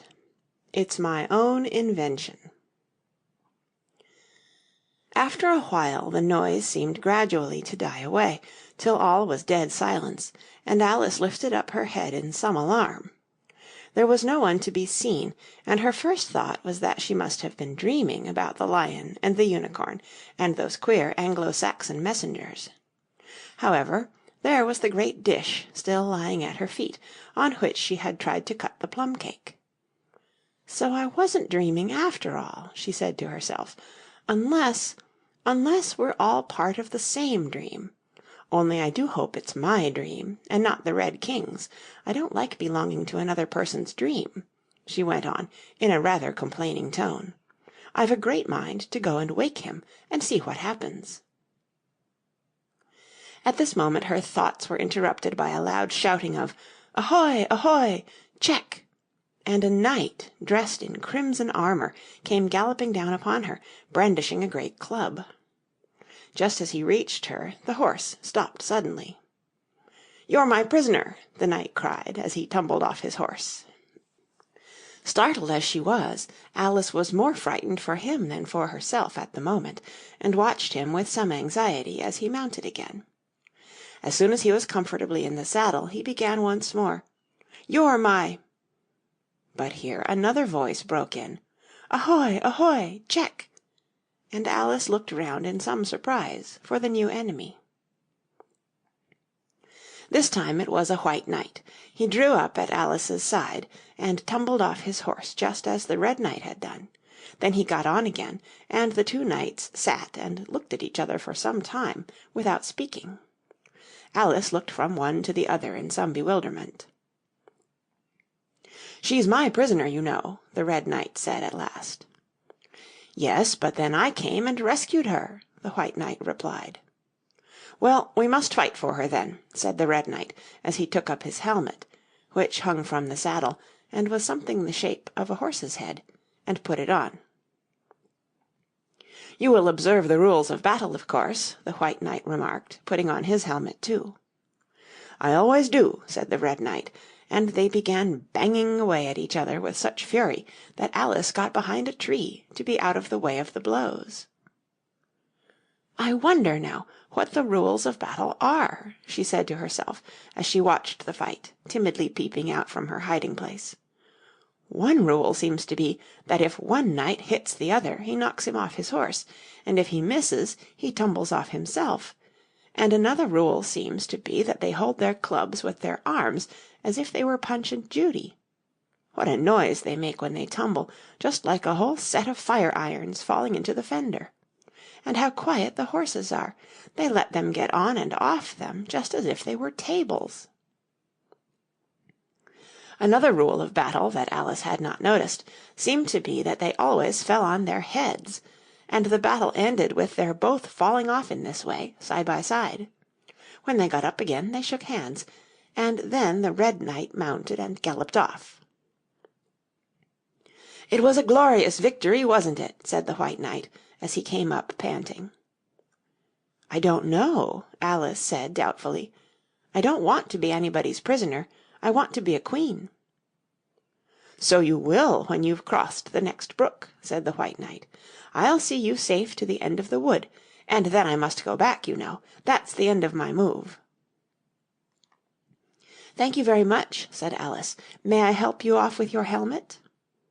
It was evidently more than he could manage by himself. However, she managed to shake him out of it at last. "Now one can breathe more easily," said the knight, putting back his shaggy hair with both hands, and turning his gentle face and large mild eyes to Alice. She thought she had never seen such a strange-looking soldier in all her life. He was dressed in tin armour, which seemed to fit him very badly, and he had a queer-shaped little deal box fastened across his shoulder, upside down, with the lid hanging open. Alice looked at it with great curiosity. "I see you're admiring my little box," the knight said in a friendly tone. "It's my own invention, to keep clothes and sandwiches in. You see, I carry it upside down, so that the rain can't get in." "But the things can get out," Alice gently remarked. "Do you know the lid's open?" "I didn't know it," the knight said, a shade of vexation passing over his face. "Then all the things must have fallen out, and the box is no use without them." He unfastened it as he spoke, and was just going to throw it into the bushes, when a sudden thought seemed to strike him, and he hung it carefully on a tree. "Can you guess why I did that?" he said to Alice. Alice shook her head. "In hopes some bees may make a nest in it. Then I should get the honey." "But you've got a beehive, or something like one, fastened to the saddle," Alice said. "Yes, it's a very good beehive. the knight said in a discontented tone, one of the best kind, but not a single bee has come near it yet, and the other thing is a mousetrap. I suppose the mice keep the bees out, or the bees keep the mice out. I don't know which." "I was wondering what the mousetrap was for," said Alice. "It isn't very likely there would be any mice on the horse's back." "Not very likely, perhaps," said the knight, "but if they do come, I don't choose to have them running all about. You see," he went on after a pause, "it's as well to be provided for everything. That's the reason the horse has all those anklets round his feet." "But what are they for?" Alice asked in a tone of great curiosity. "To guard against the bites of sharks," the knight replied. "It's an invention of my own. And now help me on. I'll go with you to the end of the wood. What's the dish for?" "It's meant for plum cake," said Alice. "We'd better take it with us," the knight said. "It'll come in handy if we find any plum cake. Help me to get it into this bag." This took a very long time to manage, though Alice held the bag open very carefully, because the knight was so very awkward in putting in the dish. The first 2 or 3 times that he tried, he fell in himself instead. "It's rather a tight fit, you see," he said, as they got it in at last. "There are so many candlesticks in the bag." And he hung it to the saddle, which was already loaded with bunches of carrots and fire-irons and many other things. "I hope you've got your hair well fastened on," he continued, as they set off. "Only in the usual way," Alice said, smiling. "That's hardly enough," he said anxiously. "You see, the wind is so very strong here. It's as strong as soup."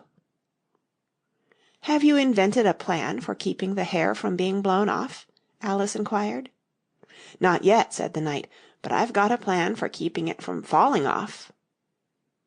"I should like to hear it very much." "First you take an upright stick," said the knight. "Then you make your hair creep up it, like a fruit tree.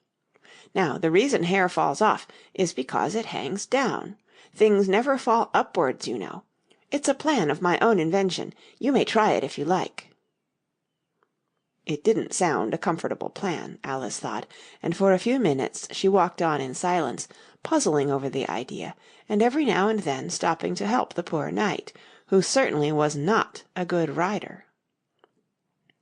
Whenever the horse stopped, which it did very often, he fell off in front, and whenever it went on again, which it generally did rather suddenly, he fell off behind.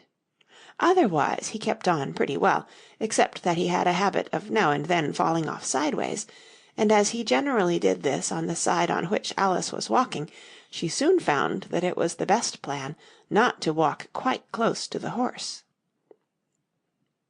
"I'm afraid you've not had much practice in riding," she ventured to say, as she was helping him up from his 5th tumble. The knight looked very much surprised, and a little offended at the remark. "What makes you say that?" he asked, as he scrambled back into the saddle, keeping hold of Alice's hair with one hand to save himself from falling over on the other side. "Because people don't fall off quite so often when they've had much practice." "I've had plenty of practice," the knight said very gravely. "Plenty of practice." Alice could think of nothing better to say than, "Indeed?" but she said it as heartily as she could. They went on a little way in silence after this, the knight with his eyes shut, muttering to himself, and Alice watching anxiously for the next tumble. "The great art of riding," the knight suddenly began in a loud voice, waving his right arm as he spoke, "is to keep—" Here the sentence ended as suddenly as it had begun, as the knight fell heavily on the top of his head, exactly in the path where Alice was walking. She was quite frightened this time, and said in an anxious tone as she picked him up, "I hope no bones are broken." "None to speak of," the knight said, as if he didn't mind breaking 2 or 3 of them. "The great art of riding, as I was saying, is to keep your balance properly, like this, you know." He let go the bridle and stretched out both his arms to show Alice what he meant, and this time he fell flat on his back, right under the horse's feet. "Plenty of practice," he went on repeating, all the time that Alice was getting him on his feet again. "Plenty of practice." "It's too ridiculous," cried Alice, losing all her patience this time. "You ought to have a wooden horse on wheels, that you ought." "Does that kind go smoothly?" the knight asked in a tone of great interest, clasping his arms round the horse's neck as he spoke, just in time to save himself from tumbling off again. "Much more smoothly than a live horse," Alice said, with a little scream of laughter, in spite of all she could do to prevent it. "I'll get one," the knight said thoughtfully to himself. "One or two. Several." There was a short silence after this, and then the knight went on again. "I'm a great hand at inventing things. Now, I dare say you noticed, that last time you picked me up, that I was looking rather thoughtful?" "You were a little grave," said Alice. "Well, just then I was inventing a new way of getting over a gate. Would you like to hear it?" "Very much indeed," Alice said politely. "I'll tell you how I came to think of it," said the knight. "You see, I said to myself, the only difficulty is with the feet. The head is high enough already. Now, first I put my head on the top of the gate, then I stand on my head, then the feet are high enough, you see, then I'm over, you see." "Yes, I suppose you'd be over when that was done," Alice said thoughtfully, "but don't you think it would be rather hard?" "I haven't tried it yet," the knight said gravely, "so I can't tell for certain, but I'm afraid it would be a little hard." He looked so vexed at the idea that Alice changed the subject hastily. "What a curious helmet you've got," she said cheerfully. "Is that your invention too?" The knight looked down proudly at his helmet, which hung from the saddle. "Yes," he said, "but I've invented a better one than that, like a sugar-loaf. When I used to wear it, if I fell off the horse, it always touched the ground directly. So I had a very little way to fall, you see, but there was the danger of falling into it, to be sure. That happened to me once, and the worst of it was, before I could get out again, the other white knight came and put it on. He thought it was his own helmet." The knight looked so solemn about it that Alice did not dare to laugh. "I'm afraid you must have hurt him," she said in a trembling voice, "being on the top of his head." "I had to kick him, of course," the knight said very seriously, "and then he took the helmet off again, but it took hours and hours to get me out. I was as fast as lightning, you know." "But that's a different kind of fastness," Alice objected. The knight shook his head. "It was all kinds of fastness with me, I can assure you," he said. He raised his hands in some excitement as he said this, and instantly rolled out of the saddle and fell headlong into a deep ditch. Alice ran to the side of the ditch to look for him. She was rather startled by the fall, as for some time he had kept on very well, and she was afraid that he really was hurt this time. However, though she could see nothing but the soles of his feet, she was much relieved to hear that he was talking on in his usual tone. "All kinds of fastness," he repeated. "But it was careless of him to put another man's helmet on, with the man in it too." "How can you go on talking so quietly, head downwards?" Alice asked, as she dragged him out by the feet, and laid him in a heap on the bank. The knight looked surprised at the question. "What does it matter where my body happens to be?" he said. "My mind goes on working all the same. In fact, the more head downwards I am, the more I keep inventing new things." "Now, the cleverest thing of the sort that I ever did," he went on after a pause, "was inventing a new pudding during the meat course." "In time to have it cooked for the next course?" Alice said. "Well, not the next course," the knight said in a slow, thoughtful tone. "No, certainly not the next course." "Then it would have to be the next day. I suppose you wouldn't have 2 pudding courses in one dinner." "Well, not the next day," the knight repeated as before. "Not the next day. In fact," he went on, holding his head down and his voice getting lower and lower, "I don't believe that pudding ever was cooked. In fact, I don't believe that pudding ever will be cooked, and yet it was a very clever pudding to invent." "What did you mean it to be made of?" Alice asked, hoping to cheer him up, for the poor knight seemed quite low-spirited about it. "It began with blotting paper," the knight answered with a groan. "That wouldn't be very nice, I'm afraid." "Not very nice alone," he interrupted, quite eagerly, "but you've no idea what a difference it makes mixing it with other things, such as gunpowder and sealing-wax. And here I must leave you." They had just come to the end of the wood. Alice could only look puzzled. She was thinking of the pudding. "You are sad," the knight said in an anxious tone. "Let me sing you a song to comfort you." "Is it very long?" Alice asked, for she had heard a good deal of poetry that day. "It's long," said the knight, "but very, very beautiful. Everybody that hears me sing it, either it brings the tears into their eyes, or else—" "Or else what?" said Alice, for the knight had made a sudden pause. "Or else it doesn't, you know. The name of the song is called Haddock's Eyes." "Oh, that's the name of the song, is it?" Alice said, trying to feel interested. "No, you don't understand," the knight said, looking a little vexed. "That's what the name is called. The name really is The Aged Man." "Then I ought to have said, that's what the song is called," Alice corrected herself. "No, you oughtn't. That's quite another thing. The song is called Ways and Means, but that's only what it's called, you know." "Well, what is the song, then?" said Alice, who was by this time completely bewildered. "I was coming to that," the knight said. "The song really is A Sitting on a Gate, and the tune's my own invention." So saying, he stopped his horse, and let the reins fall on its neck, then, slowly beating time with one hand, and with a faint smile lighting up his gentle foolish face, as if he enjoyed the music of his song, he began. Of all the strange things that Alice saw in her journey through the looking-glass, this was the one that she always remembered most clearly.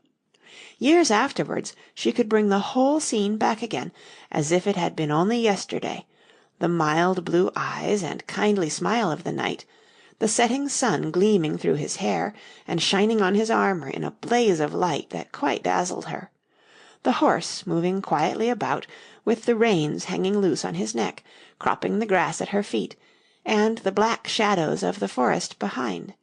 All this she took in like a picture, as, with one hand shading her eyes, she leant against a tree, watching the strange pair, and listening, in a half-dream, to the melancholy music of the song. "But the tune isn't his own invention," she said to herself.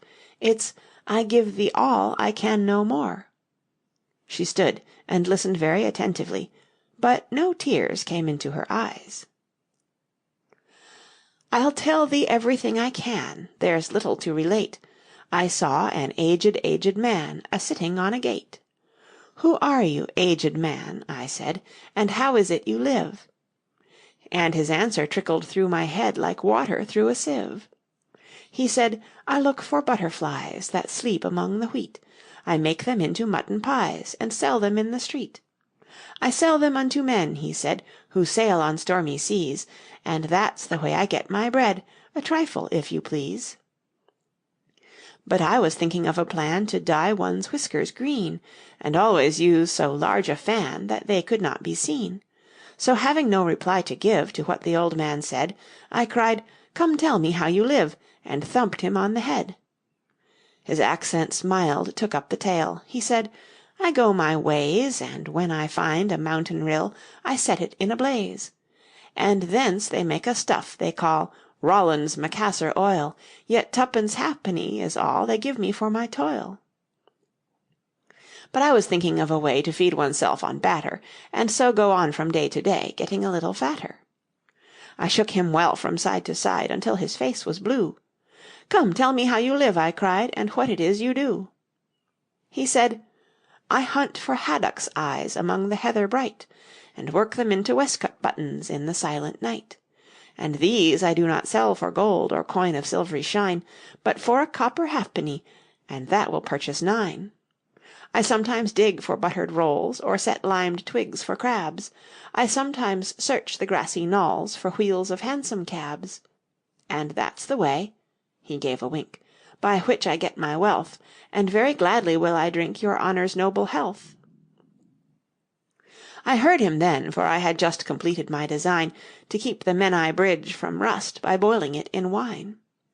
I thanked him much for telling me the way he got his wealth, but chiefly for his wish that he might drink my noble health. And now, if e'er by chance I put my fingers into glue, or madly squeeze a right-hand foot into a left-hand shoe, or if I drop upon my toe a very heavy weight, I weep, for it reminds me so of that old man I used to know, whose look was mild, whose speech was slow, whose hair was whiter than the snow, whose face was very like a crow, with eyes like cinders all aglow, who seemed distracted with his woe, who rocked his body to and fro, and muttered mumblingly and low, as if his mouth were full of dough, who snorted like a buffalo that summer evening long ago, a-sitting on a gate. As the knight sang the last words of the ballad, he gathered up the reins, and turned his horse's head along the road by which they had come. "You've only a few yards to go," he said, "down the hill and over that little brook, and then you'll be a queen. But you'll stay and see me off first," he added, as Alice turned with an eager look in the direction to which he pointed. "I shan't be long. You'll wait and wave your handkerchief when I get to that turn in the road. I think it'll encourage me, you see." "Of course I'll wait," said Alice, "and thank you very much for coming so far, and for the song. I liked it very much." "I hope so," the knight said doubtfully, "but you didn't cry so much as I thought you would." So they shook hands, and then the knight rode slowly away into the forest. "It won't take long to see him off, I expect," Alice said to herself as she stood watching him. "There he goes, right on his head as usual. However, he gets on again pretty easily. That comes of having so many things hung round the horse." So she went on talking to herself as she watched the horse walking leisurely along the road, and the knight tumbling off, first on one side and then on the other. After the 4th or 5th tumble he reached the turn, and then she waved her handkerchief to him, and waited till he was out of sight. "I hope it encouraged him," she said, as she turned to run down the hill. "And now for the last brook, and to be a queen. How grand it sounds!" A very few steps brought her to the edge of the brook. "The 8th square at last!" she cried as she bounded across, and threw herself down to rest on a lawn as soft as moss, with little flower beds dotted about it here and there. "Oh, how glad I am to get here! And what is this on my head?" she exclaimed in a tone of dismay, as she put her hands up to something very heavy and fitted tight all round her head. "But how can it have got there without my knowing it?" she said to herself as she lifted it off, and set it on her lap to make out what it could possibly be. It was a golden crown. End of Chapter 8. Chapter 9. Queen Alice. "Well, this is grand," said Alice. "I never expected I should be a queen so soon. And I'll tell you what it is, your Majesty," she went on in a severe tone. She was always rather fond of scolding herself. "It'll never do for you to be lolling about on the grass like that. Queens have to be dignified, you know." So she got up and walked about, rather stiffly just at first, as she was afraid that the crown might come off, but she comforted herself with the thought that there was nobody to see her. "And if I really am a queen," she said as she sat down again, "I shall be able to manage it quite well in time." Everything was happening so oddly that she didn't feel a bit surprised at finding the Red Queen and the White Queen sitting close to her, one on each side. She would have liked very much to ask them how they came there, but she feared it would not be quite civil. However, there would be no harm, she thought, in asking if the game was over. "Please, would you tell me," she began, looking timidly at the Red Queen. "Speak when you're spoken to," the Queen sharply interrupted her. "But if everybody obeyed that rule," said Alice, who was always ready for a little argument, "and if you only spoke when you were spoken to, and the other person always waited for you to begin, you see nobody would ever say anything, so that—" "Ridiculous!" cried the Queen. "Why, don't you see, child—" Here she broke off with a frown, and, after thinking for a minute, suddenly changed the subject of the conversation. "What do you mean by 'if you really are a queen'? What right have you to call yourself so? You can't be a queen, you know, till you've passed the proper examination, and the sooner we begin it, the better." "I only said if," poor Alice pleaded in a piteous tone.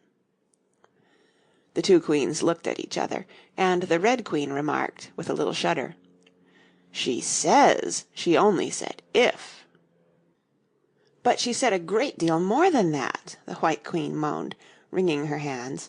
"Oh, ever so much more than that." "So you did, you know," the Red Queen said to Alice. "Always speak the truth. Think before you speak, and write it down afterwards." "I'm sure I didn't mean—" Alice was beginning, but the Red Queen interrupted her impatiently. "That's just what I complain of. You should have meant. What do you suppose is the use of a child without any meaning? Even a joke should have some meaning, and a child's more important than a joke, I hope. You couldn't deny that, even if you tried with both hands." "I don't deny things with my hands," Alice objected. "Nobody said you did," said the Red Queen. "I said you couldn't if you tried." "She's in that state of mind," said the White Queen, "that she wants to deny something, only she doesn't know what to deny." "A nasty, vicious temper," the Red Queen remarked, and then there was an uncomfortable silence for a minute or two. The Red Queen broke the silence by saying to the White Queen, "I invite you to Alice's dinner party this afternoon." The White Queen smiled feebly and said, "And I invite you." "I didn't know I was to have a party at all," said Alice, "but if there is to be one, I think I ought to invite the guests." "We gave you the opportunity of doing it," the Red Queen remarked, "but I dare say you've not had many lessons in manners yet." "Manners are not taught in lessons," said Alice. "Lessons teach you to do sums and things of that sort." "And you do addition?" the White Queen asked. "What's 1 and 1 and 1 and 1 and 1 and 1 and 1 and 1 and 1 and 1?" "I don't know," said Alice. "I lost count." "She can't do addition," the Red Queen interrupted. "Can you do subtraction? Take 9 from 8." "9 from 8 I can't, you know," Alice replied very readily, "but—" "She can't do subtraction," said the White Queen. "Can you do division? Divide a loaf by a knife. What's the answer to that?" "I suppose—" Alice was beginning, but the Red Queen answered for her. "Bread and butter, of course. Try another subtraction sum. Take a bone from a dog. What remains?" Alice considered. "The bone wouldn't remain, of course, if I took it, and the dog wouldn't remain. It would come to bite me, and I'm sure I shouldn't remain." "Then you think nothing would remain?" said the Red Queen. "I think that's the answer." "Wrong as usual," said the Red Queen. "The dog's temper would remain." "But I don't see how—" "Why, look here," the Red Queen cried. "The dog would lose its temper, wouldn't it?" "Perhaps it would," Alice replied cautiously. "Then if the dog went away, its temper would remain," the Queen exclaimed triumphantly. Alice said, as gravely as she could, "They might go different ways." But she couldn't help thinking to herself, "What dreadful nonsense we are talking." "She can't do sums a bit," the Queens said together with great emphasis. "Can you do sums?" Alice said, turning suddenly on the White Queen, for she didn't like being found fault with so much. The Queen gasped and shut her eyes. I can do addition if you give me time, but I can do subtraction under any circumstances." "Of course you know your ABC," said the Red Queen. "To be sure I do," said Alice. "So do I," the White Queen whispered. "We'll often say it over together, dear, and I'll tell you a secret. I can read words of one letter. Isn't that grand? However, don't be discouraged. You'll come to it in time." Here the Red Queen began again. "Can you answer useful questions?" she said. "How is bread made?" "I know that," Alice cried eagerly. "You take some flour—" "Where do you pick the flour?" the White Queen asked. "In a garden or in the hedges?" "Well, it isn't picked at all," Alice explained. "It's ground." "How many acres of ground?" said the White Queen. "You mustn't leave out so many things." "Fan her head," the Red Queen anxiously interrupted. "She'll be feverish after so much thinking." So they set to work and fanned her with bunches of leaves, till she had to beg them to leave off, it blew her hair about so. "She's all right again now," said the Red Queen. "Do you know languages? What's the French for fiddle-dee-dee?" "Fiddle-dee-dee's not English," Alice replied gravely. "Whoever said it was?" said the Red Queen. Alice thought she saw a way out of the difficulty this time. "If you'll tell me what language fiddle-dee-dee is, I'll tell you the French for it," she exclaimed triumphantly. But the Red Queen drew herself up rather stiffly and said, "Queens never make bargains."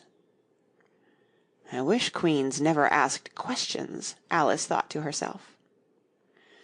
"Don't let us quarrel," the White Queen said in an anxious tone. "What is the cause of lightning?"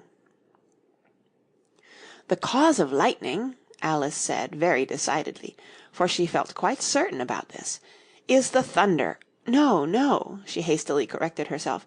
"I meant the other way." "It's too late to correct it," said the Red Queen. "When once you've said a thing, that fixes it, and you must take the consequences." "Which reminds me," the White Queen said, looking down and nervously clasping and unclasping her hands, "we had such a thunderstorm last Tuesday. I mean one of the last set of Tuesdays, you know." Alice was puzzled. "In our country," she remarked, "there's only one day at a time." The Red Queen said, "That's a poor thin way of doing things. Now here we mostly have days and nights, 2 or 3 at a time, and sometimes in the winter we take as many as 5 nights together, for warmth, you know." "Are 5 nights warmer than 1 night, then?" Alice ventured to ask. 5 times as warm, of course." "But they should be 5 times as cold, by the same rule." "Just so," cried the Red Queen.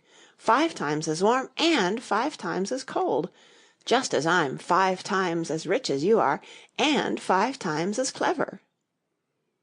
Alice sighed and gave it up. "It's exactly like a riddle with no answer," she thought. "Humpty Dumpty saw it too," the White Queen went on in a low voice, more as if she were talking to herself. "He came to the door with a corkscrew in his hand." "What did he want?" said the Red Queen. "He said he would come in," the White Queen went on, "because he was looking for a hippopotamus. Now, as it happened, there wasn't such a thing in the house that morning." "Is there generally?" Alice asked in an astonished tone. "Well, only on Thursdays," said the Queen. "I know what he came for," said Alice. "He wanted to punish the fish because—" Here the White Queen began again. "It was such a thunderstorm, you can't think—" "She never could, you know," said the Red Queen. "And part of the roof came off, and ever so much thunder got in, and it went rolling round the room in great lumps, and knocking over the tables and things, till I was so frightened I couldn't remember my own name." Alice thought to herself, "I never should try to remember my name in the middle of an accident. Where would be the use of it?" But she did not say this aloud, for fear of hurting the poor Queen's feeling. "Your Majesty must excuse her," the Red Queen said to Alice. taking one of the White Queen's hands in her own and gently stroking it. "She means well, but she can't help saying foolish things, as a general rule." The White Queen looked timidly at Alice, who felt she ought to say something kind, but really couldn't think of anything at the moment. "She never was really well brought up," the Red Queen went on, "but it's amazing how good-tempered she is. Pat her on the head, and see how pleased she'll be." But this was more than Alice had courage to do. A little kindness, and putting her hair in papers, would do wonders with her. The White Queen gave a deep sigh, and laid her head on Alice's shoulder. "I am so sleepy," she moaned. "She's tired, poor thing," said the Red Queen.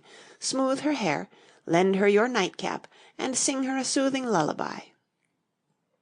"I haven't got a nightcap with me," said Alice, as she tried to obey the first direction. "And I don't know any soothing lullabies." "I must do it myself, then," said the Red Queen, and she began. "Hush-a-bye, lady, in Alice's lap, till the feast's ready we've time for a nap. When the feast's over we'll go to the ball, Red Queen and White Queen and Alice and all." "And now you know the words," she added, as she put her head down on Alice's other shoulder. "Just sing it through to me. I'm getting sleepy too." In another moment both queens were fast asleep and snoring loud. "What am I to do?" exclaimed Alice, looking about in great perplexity, as first one round head and then the other rolled down from her shoulder and lay like a heavy lump in her lap. I don't think it ever happened before that anyone had to take care of two queens asleep at once. No, not in all the history of England.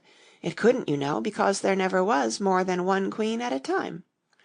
"Do wake up, you heavy things," she went on in an impatient tone, but there was no answer but a gentle snoring. The snoring got more distinct every minute, and sounded more like a tune. At last she could even make out the words, and she listened so eagerly that, when the two great heads vanished from her lap, she hardly missed them.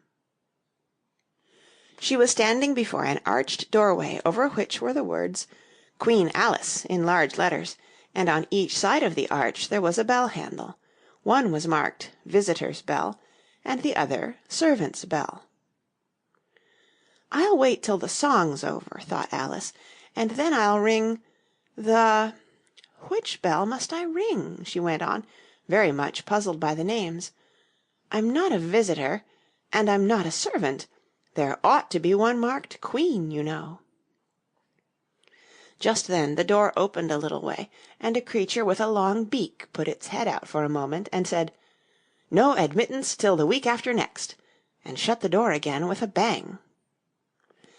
Alice knocked and rang in vain for a long time, but at last a very old frog, who was sitting under a tree, got up and hobbled slowly towards her. He was dressed in bright yellow, and had enormous boots on. "What is it now?" the frog said in a deep, hoarse whisper. Alice turned round, ready to find fault with anybody. "Where's the servant whose business it is to answer the door?" she began angrily. "Which door?" said the frog. Alice almost stamped with irritation at the slow drawl in which he spoke. "This door, of course." The frog looked at the door with his large dull eyes for a minute. Then he went nearer and rubbed it with his thumb, as if he were trying whether the paint would come off. Then he looked at Alice. "To answer the door?" he said. "What's it been asking of?"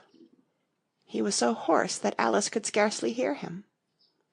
"I don't know what you mean," she said. "I talks English, doesn't I?" the frog went on. "Or are you deaf? What did it ask you?" "Nothing," Alice said impatiently. "I've been knocking at it." "Shouldn't do that, the frog muttered. "Vexes it, you know." Then he went up and gave the door a kick with one of his great feet. "You let it alone," he panted out, as he hobbled back to his tree, "and it'll let you alone, you know." At this moment the door was flung open, and a shrill voice was heard singing. To the looking-glass world it was Alice that said, "I've a sceptre in hand, I've a crown on my head. Let the looking-glass creatures, whatever they be, come and dine with the Red Queen, the White Queen, and me." And hundreds of voices joined in the chorus. Then fill up the glasses as quick as you can, and sprinkle the table with buttons and bran. Put cats in the coffee and mice in the tea, and welcome Queen Alice with 30 times 3. Then followed a confused noise of cheering, and Alice thought to herself, 30 times 3 makes 90. I wonder if anyone's counting. In a minute there was silence again, and the same shrill voice sang another verse. "O looking-glass creatures," quoth Alice, "draw near. 'Tis an honour to see me, a favour to hear. 'Tis a privilege high to have dinner and tea, along with the Red Queen, the White Queen, and me." Then came the chorus again. "Then fill up the glasses with treacle and ink, or anything else that is pleasant to drink. Mix sand with the cider and wool with the wine, and welcome Queen Alice with 90 times 9. 90 times 9, Alice repeated in despair. "Oh, that'll never be done. I'd better go in at once." And there was a dead silence the moment she appeared. Alice glanced nervously along the table as she walked up the large hall, and noticed that there were about 50 guests, of all kinds. Some were animals, some birds, and there were even a few flowers among them. "I'm glad they've come without waiting to be asked," she thought. "I should never have known who were the right people to invite." There were 3 chairs at the head of the table. The Red and White Queens had already taken 2 of them, but the middle one was empty. Alice sat down in it, rather uncomfortable in the silence, and longing for some one to speak. At last the Red Queen began. "You've missed the soup and fish," she said. "Put on the joint." And the waiters set a leg of mutton before Alice, who looked at it rather anxiously, as she had never had to carve a joint before. "You look a little shy. Let me introduce you to that leg of mutton," said the Red Queen. "Alice, mutton. Mutton, Alice." The leg of mutton got up in the dish and made a little bow to Alice, and Alice returned the bow, not knowing whether to be frightened or amused. "May I give you a slice?" she said, taking up the knife and fork and looking from one queen to the other. "Certainly not," the Red Queen said, very decidedly. "It isn't etiquette to cut any one you've been introduced to. Remove the joint." And the waiters carried it off, and brought a large plum pudding in its place. "I won't be introduced to the pudding, please," Alice said rather hastily, "or we shall get no dinner at all. May I give you some?" But the Red Queen looked sulky and growled, "Pudding, Alice. Alice, pudding. Remove the pudding." And the waiters took it away so quickly that Alice couldn't return its bow. However, she didn't see why the Red Queen should be the only one to give orders, so as an experiment she called out, "Waiter, bring back the pudding." And there it was again in a moment, like a conjuring trick. It was so large that she couldn't help feeling a little shy with it, as she had been with the mutton. However, she conquered her shyness by a great effort, and cut a slice, and handed it to the Red Queen. "What impertinence!" said the pudding. "I wonder how you'd like it if I were to cut a slice out of you, you creature."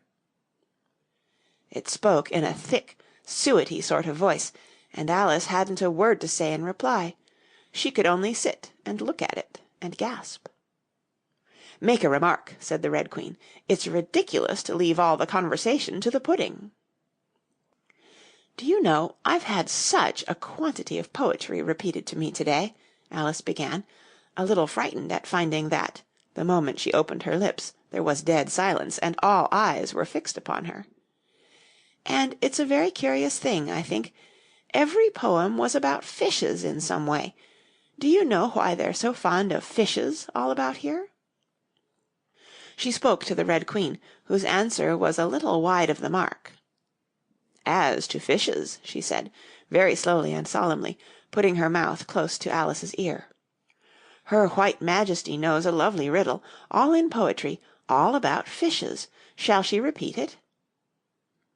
"Her Red Majesty's very kind to mention it," the White Queen murmured into Alice's other ear, in a voice like the cooing of a pigeon. "It would be such a treat. May I?"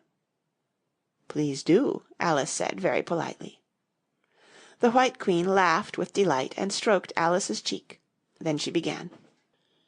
"First the fish must be caught. That is easy. A baby, I think, could have caught it. Next the fish must be bought. That is easy. A penny, I think, would have bought it. Now cook me the fish. That is easy, and will not take more than a minute. Let it lie in a dish. That is easy, because it already is in it. Bring it here, let me sup. It is easy to set such a dish on the table. Take the dish cover up. Ah, that is so hard that I fear I'm unable, for it holds it like glue, holds the lid to the dish while it lies in the middle. Which is easiest to do? Undish cover the fish, or dish cover the riddle?" "Take a minute to think about it, and then guess," said the Red Queen. "Meanwhile we'll drink your health. Queen Alice's health!" she screamed at the top of her voice, and all the guests began drinking it directly, and very queerly they managed it. Some of them put their glasses upon their heads like extinguishers, and drank all that trickled down their faces. Others upset the decanters, and drank the wine as it ran off the edges of the table, and 3 of them, who looked like kangaroos, scrambled into the dish of roast mutton, and began eagerly lapping up the gravy. "Just like pigs in a trough," thought Alice. "You ought to return thanks in a neat speech," the Red Queen said, frowning at Alice as she spoke. "We must support you, you know," the White Queen whispered, as Alice got up to do it, very obediently, but a little frightened. "Thank you very much," she whispered in reply, "but I can do quite well without." "That wouldn't be at all the thing," the Red Queen said very decidedly, so Alice tried to submit to it with a good grace. "And they did push so," she said afterwards, when she was telling her sister the history of the feast. "You would have thought they wanted to squeeze me flat." In fact, it was rather difficult for her to keep in her place while she made her speech. The 2 queens pushed her so, one on each side, that they nearly lifted her up into the air. "I rise to return thanks," Alice began, and she really did rise as she spoke, several inches, but she got hold of the edge of the table and managed to pull herself down again. "Take care of yourself," screamed the White Queen, seizing Alice's hair with both her hands. "Something's going to happen." And then, as Alice afterwards described it, all sorts of things happened in a moment. The candles all grew up to the ceiling, looking something like a bed of rushes with fireworks at the top. As to the bottles, they each took a pair of plates, which they hastily fitted on as wings, and so, with forks for legs, went fluttering about in all directions. And very like birds they look, Alice thought to herself, as well as she could in the dreadful confusion that was beginning. At this moment she heard a hoarse laugh at her side, and turned to see what was the matter with the White Queen.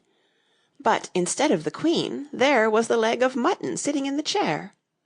"Here I am!" cried a voice from the soup tureen, and Alice turned again, just in time to see the Queen's broad, good-natured face grinning at her for a moment over the edge of the tureen, before she disappeared into the soup. There was not a moment to be lost. Already several of the guests were lying down in the dishes, and the soup ladle was walking up the table towards Alice's chair, and beckoning to her impatiently to get out of its way. "I can't stand this any longer," she cried, as she jumped up and seized the tablecloth with both hands. One good pull, and plates, dishes, guests, and candles came crashing down together in a heap on the floor. "And as for you," she went on, turning fiercely upon the Red Queen, whom she considered as the cause of all the mischief. But the Queen was no longer at her side. She had suddenly dwindled down to the size of a little doll, and was now on the table, merrily running round and round after her own shawl, which was trailing behind her. At any other time Alice would have felt surprised at this, but she was far too much excited to be surprised at anything now. "As for you," she repeated, catching hold of the little creature in the very act of jumping over a bottle, which had just lighted upon the table, "I'll shake you into a kitten, that I will." End of chapter 9.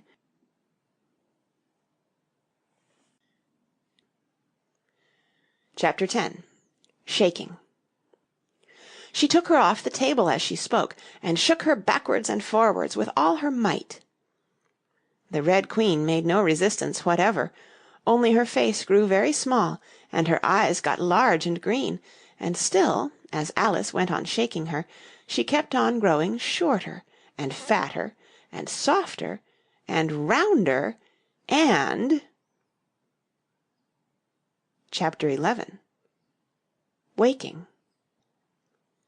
And it really was a kitten, after all. Chapter 12. Which dreamed it? "Your Majesty shouldn't purr so loud," Alice said, rubbing her eyes and addressing the kitten respectfully, yet with some severity. "You woke me out of, oh, such a nice dream, and you've been along with me, Kitty, all through the looking-glass world. Did you know it, dear?" It is a very inconvenient habit of kittens, Alice had once made the remark, that, whatever you say to them, they always purr. If they would only purr for yes and mew for no, or any rule of that sort, she had said, so that one could keep up a conversation. But how can you talk with a person if they always say the same thing? On this occasion the kitten only purred, and it was impossible to guess whether it meant yes or no. So Alice hunted among the chessmen on the table till she had found the Red Queen. Then she went down on her knees on the hearth-rug, and put the kitten and the Queen to look at each other. "Now, Kitty," she cried, clapping her hands triumphantly, "confess that was what you turned into." "But it wouldn't look at it," she said, when she was explaining the thing afterwards to her sister. "It turned away its head and pretended not to see it, but it looked a little ashamed of itself, so I think it must have been the Red Queen." "Sit up a little more stiffly, dear," Alice cried with a merry laugh, "and curtsy while you're thinking what to purr. It saves time, remember." And she caught it up and gave it one little kiss, just in honour of having been a Red Queen. "Snowdrop, my pet," she went on, looking over her shoulder at the white kitten, which was still patiently undergoing its toilette. "When will Dinah have finished with your white Majesty, I wonder? That must be the reason you were so untidy in my dream. Dinah, do you know that you're scrubbing a white queen? Really, it's most disrespectful of you." "And what did Dinah turn to, I wonder?" she prattled on, as she settled comfortably down, with one elbow in the rug, and her chin in her hand, to watch the kittens. "Tell me, Dinah, did you turn to Humpty Dumpty? I think you did. However, you'd better not mention it to your friends just yet, for I'm not sure. By the way, Kitty, if only you'd been really with me in my dream, there was one thing you would have enjoyed. I had such a quantity of poetry said to me, all about fishes. To-morrow morning you shall have a real treat. All the time you're eating your breakfast, I'll repeat The Walrus and the Carpenter to you, and then you can make believe it's oysters, dear. Now, Kitty, let's consider who it was that dreamed it all. This is a serious question, my dear, and you should not go on licking your paw like that, as if Dinah hadn't washed you this morning. You see, Kitty, it must have been either me or the Red King. He was part of my dream, of course, but then I was part of his dream, too. Was it the Red King, Kitty? You were his wife, my dear, so you ought to know. Oh, Kitty, do help to settle it. I'm sure your paw can wait." But the provoking kitten only began on the other paw, and pretended it hadn't heard the question. Which do you think it was? A boat beneath a sunny sky, lingering onward dreamily in an evening of July. Children three that nestle near, eager eye and willing ear, pleased a simple tale to hear. Long has paled that sunny sky, echoes fade and memories die, autumn frosts have slain July. Still she haunts me, phantom-wise, Alice moving under skies Never seen by waking eyes. Children yet the tale to hear, Eager eye and willing ear, Lovingly shall nestle near. In a wonderland they lie, Dreaming as the days go by, Dreaming as the summers die. Ever drifting down the stream, Lingering in the golden gleam. Life, what is it but a dream? And that's the end of Through the Looking-Glass by Lewis Carroll. Thank you for listening. Please like, share, and subscribe